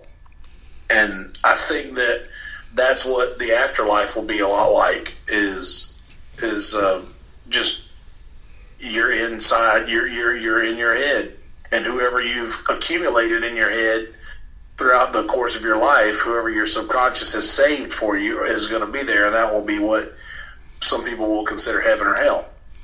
for whatever reason they may have ended up in these places. So let me ask you this question here, because like we just went down a really strange path, man, where some people are going to get turned off by this whole topic. Yeah, sorry about that, guys. Oh, no. These people are used to me talking about religion, so don't you dare apologize, my friend, because we're going to keep doing this, more and more in the future. Oh, yeah. Have you listened to the news lately? Did you see the story about the cop who walked into the wrong apartment and shot some dude? Yes. Okay, so now she's facing, 99 years or life in prison for shooting some dude that she walked into with the wrong apartment, thought it was hers, and shot somebody. What the hell do you think about this story? Because the way that I see it, right, is like if I walked into the wrong house, like let's say no matter how drunk I got, and she was completely sober, right? She walked to this apartment and was like, hey, I just walked to a dark apartment. I think it's mine. And I'm going to shoot somebody in the face. And she shot this guy a few times, right? Like, what the fuck is going on? Where, like, you could walk into the wrong apartment and not understand your surroundings. Like, hey, this is not my place. I'm not going to shoot somebody. Like, what the fuck is going on here? There's so many holes in that story that I have heard, and I think that she was convicted with a 10-year. I think she got 10 years, if I'm not mistaken. Oh, she got 10 years? Shit. I think so. Okay. I saw that on. I got the notification earlier today, but either way, I could find it. But ex-Dallas officer gets 10 years in prison after being found guilty. Oh, she only got 10 years because, like, the story that I saw was like she got convicted guilty and she could face up to, but not the exact sentence. Yeah. Yeah, well, that's what it was like before but that was just the first notification I got after the verdict was read. Okay.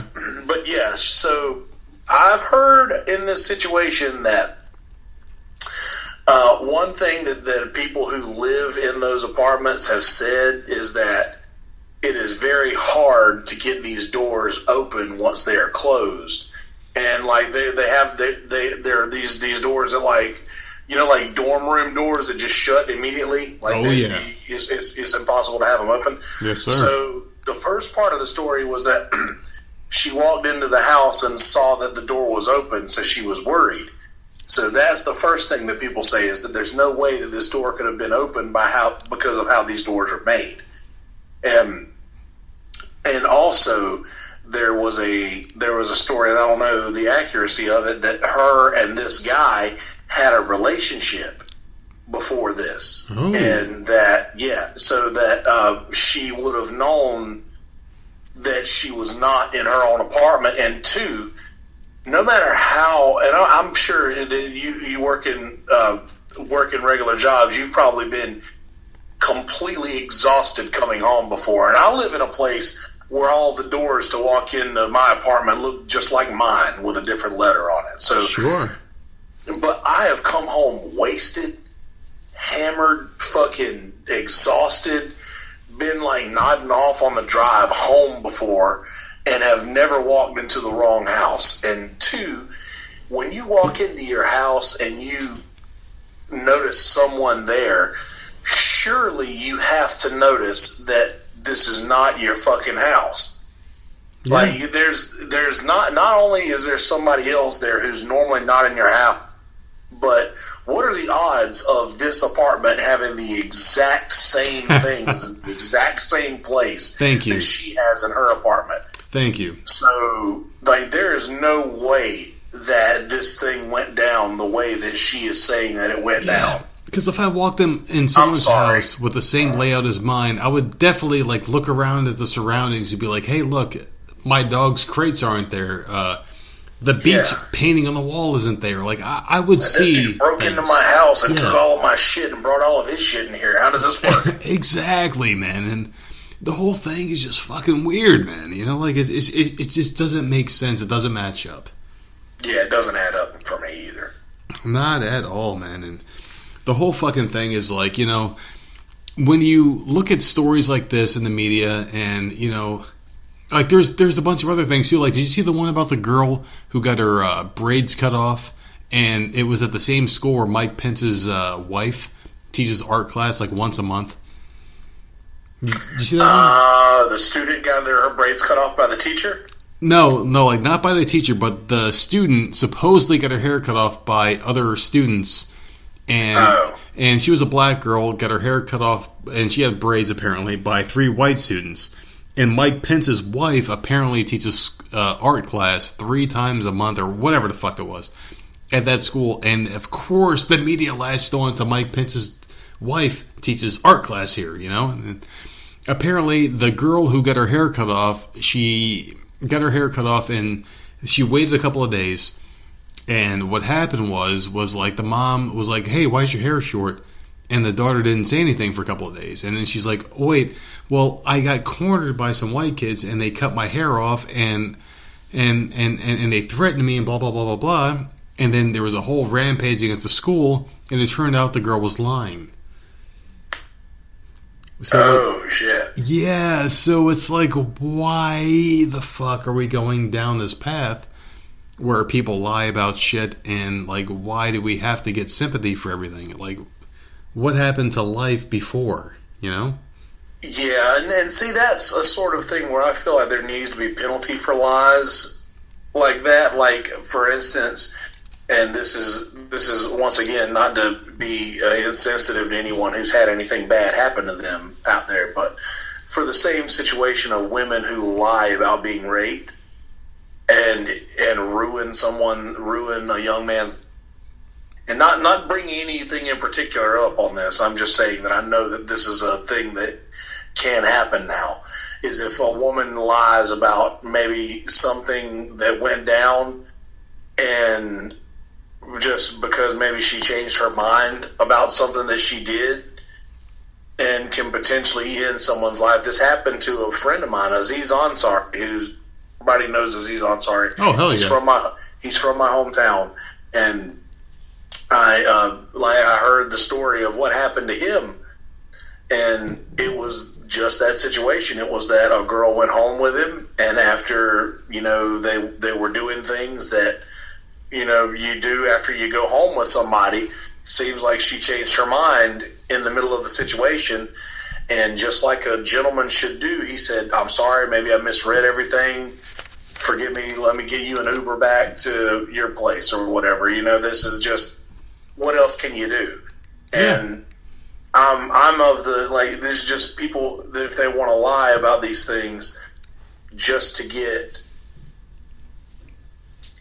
recognition, or just like you were saying earlier, to gain attention for something. And this is becoming just such a shitty situation to where now this woman who could have been walking into an ex-boyfriend's house and shot and killed this guy knowingly.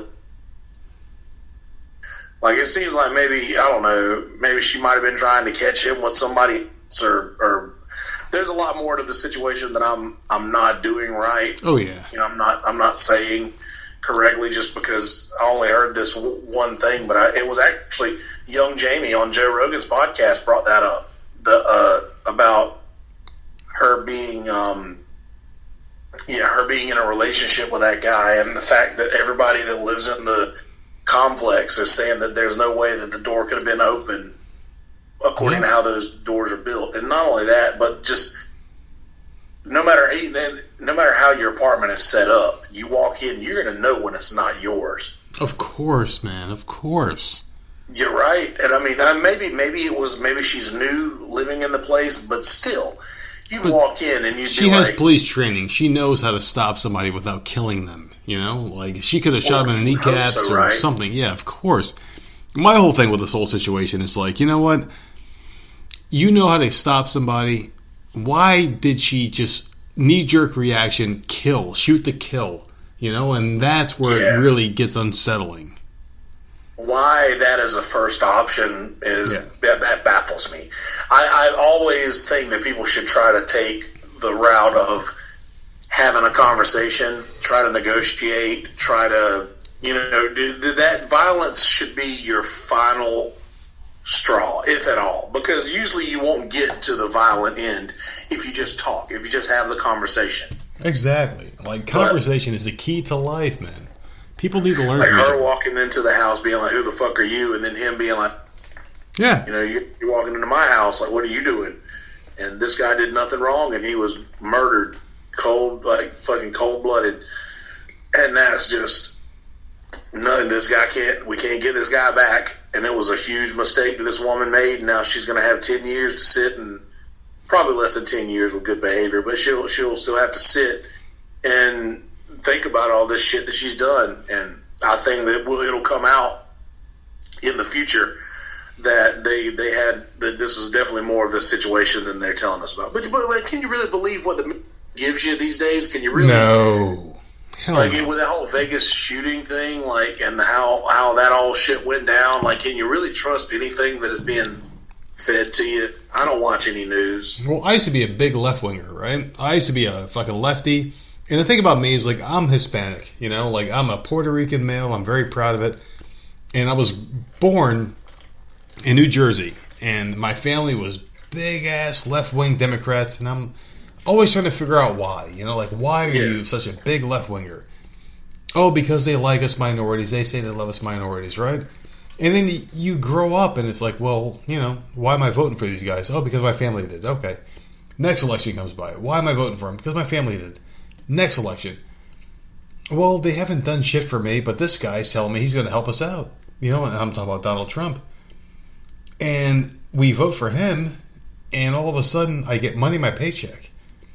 And I got more money out of Donald Trump than I've ever gotten from any Democrat ever. And life has gotten better for my family and I don't understand if we're just in a different tax bracket because I make a lot more money now. Oh, yeah. But, like, we have gotten more from this president than any other president. And I'm not a Donald Trump supporter. I'm not a hater. I just look out for my family because, in the end, that's all that matters is my family. Because I don't give a shit about, you know, right. A couple people that are like, well, fuck him. He doesn't do shit for me. Well, he did a lot for me. You know, and we have a lot more money now. Like, I've gotten at least $3,000 more this year than I would have gotten any other year because he's been given a lot of tax breaks. And it's like, you know, like you have to do what's best for you. That's the thing that I've noticed too is that most people who do have complaints about things that Trump have, like Trump related complaints, most of those complaints are mostly about the things that he has done in his personal life. Yeah, who cares? Or just things that he is like. They say they consider it, or he's an asshole, or whatever you have to say. And 100% not a Trump guy at all. I did not vote for Trump, and I just me neither.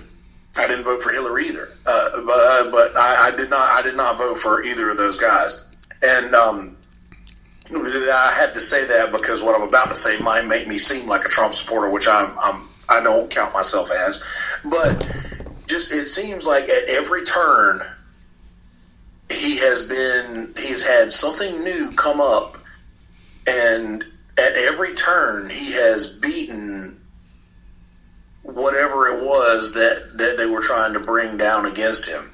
And it's like everybody seems to try to bring all these things to light that they think is going to get him impeached or they think is going to change something, and none of it has. Nothing has so far. It just, at this point, it just seems like a nation full of sore losers, and forgive me, but that's just how I feel. It just feels like a nation full of sore losers. Teflon Don.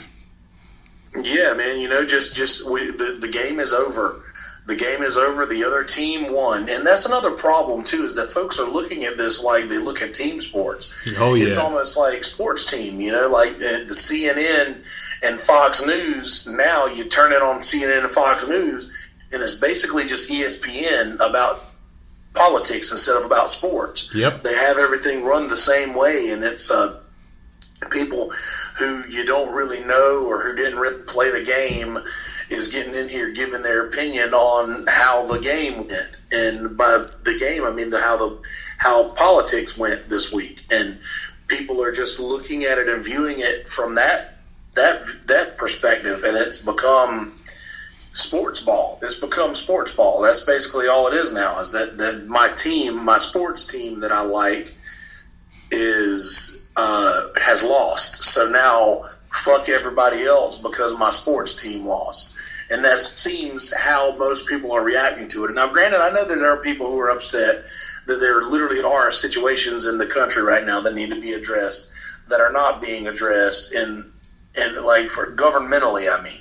But and as far as for those who don't know anything about politics, they don't know anything about government or about what any, or they don't even vote at their local level. They don't even vote, you know, for their city councils and shit. Sure. All they care about is choosing a side so that they can argue against something that they may or may not disagree with.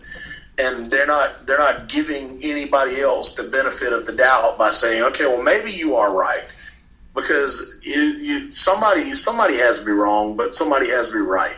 You can't just say, okay, if somebody brings facts to the table that's going to disprove what you just said, then they're not, you know, then you're not immediately just wrong because they say you are. You know, if they bring fact to the table that states that what you are is incorrect, and you don't say, okay, yes, well, you're right, I'm incorrect on this. If you're just, now your next goal is to say, okay, well, if I'm wrong, I'm going to find this thing about you that's more wrong than this thing about me, then that's where we've gotten in this country now, to where I don't have to be right, I just have to prove that you're wrong. Exactly, man. I'm sorry. I know I'm very long-winded in my answers. No. Like I'm sitting there, like shaking my head because I'm very much in agreement with you because it makes a lot of sense, man. And everything you said is just fucking true. So I fucking hate people and I hate their opinions on politics and everything like that. I really wish we can get to a point where we can just kind of just get along and just make everything just.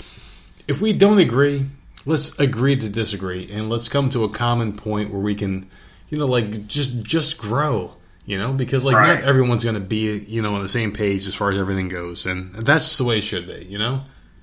Oh yeah, if we could just get to a point to where people can have differing opinions and still be friends, then that's where our goal. That's the goal, I think. Exactly, man. And you want to know something? A little secret I'm gonna let you in on here. We've gone 3 hours and 6 minutes. What? Yes, sir, man. We've gone a long fucking time, dude. Holy shit. God, those are Rogan numbers. Yeah, longer, probably. Who knows, man? But I'm going to give you the chance here to plug anything you want because you're a good friend of the show, and I guarantee you, because there's a lot of people here listening right now, that he will be back on the show. And I'm going to talk to him off the air and see if he will be a regular contributor to the Voices of Misery podcast, because I do love having you on there, and holy shit, this is the longest show we've ever done. Right on, man. Dude, I'd love to, man. This has been a lot of fun. Awesome. You got some very very good questions, man. You got a good brain. Thank you. Good? I mean, good is subjective. Some people will say it's fucked up. Good brains. There's good brains and there's bad brains. You got good.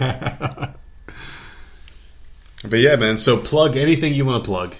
Go for it, brother. Yeah, so if you guys want to follow the MI Stuff podcast, subscribe to MI Stuff podcast anywhere podcasts are available. If you want to subscribe to the YouTube channel, that is Kelsey Hudgins, KelseyHudgins on YouTube. Subscribe there. Live stream all of my podcasts and a lot of other things too. If you want to follow me on social media, you can follow at Kelsey Hudgins on Twitter, at Yonder Wizard, WIZZERD on Instagram, and Kelsey Hudgins on Facebook. I don't care. Reach out to me. Find me. I don't give a shit if you know my name. But yeah, there's MI Stuff Podcast, the number 1 on Twitter, and at MI Stuff Podcast on Instagram, or MIStuffPodcast.com. Yeah, I think that's about it. I think that's all I got. God damn it, that was good. I wish I could get our plugs down so goddamn fluid and awesome as you just did yours, man. That was fucking really good. I've been doing it for a long time, man. I've been doing this for a while. I mean, shit, I can't even get our plugs right. I've been doing this for about 8 months, 9 months, 10 months. So what the fuck month are we in even? October? Yeah. So yeah, brother, We're in man. October. I will be. I'm in my Jesus year. I'll be 33 on the 14th. 33. I wish I could trade years with you, man. Just to get 4 years, even 4 years back would be a goddamn blessing.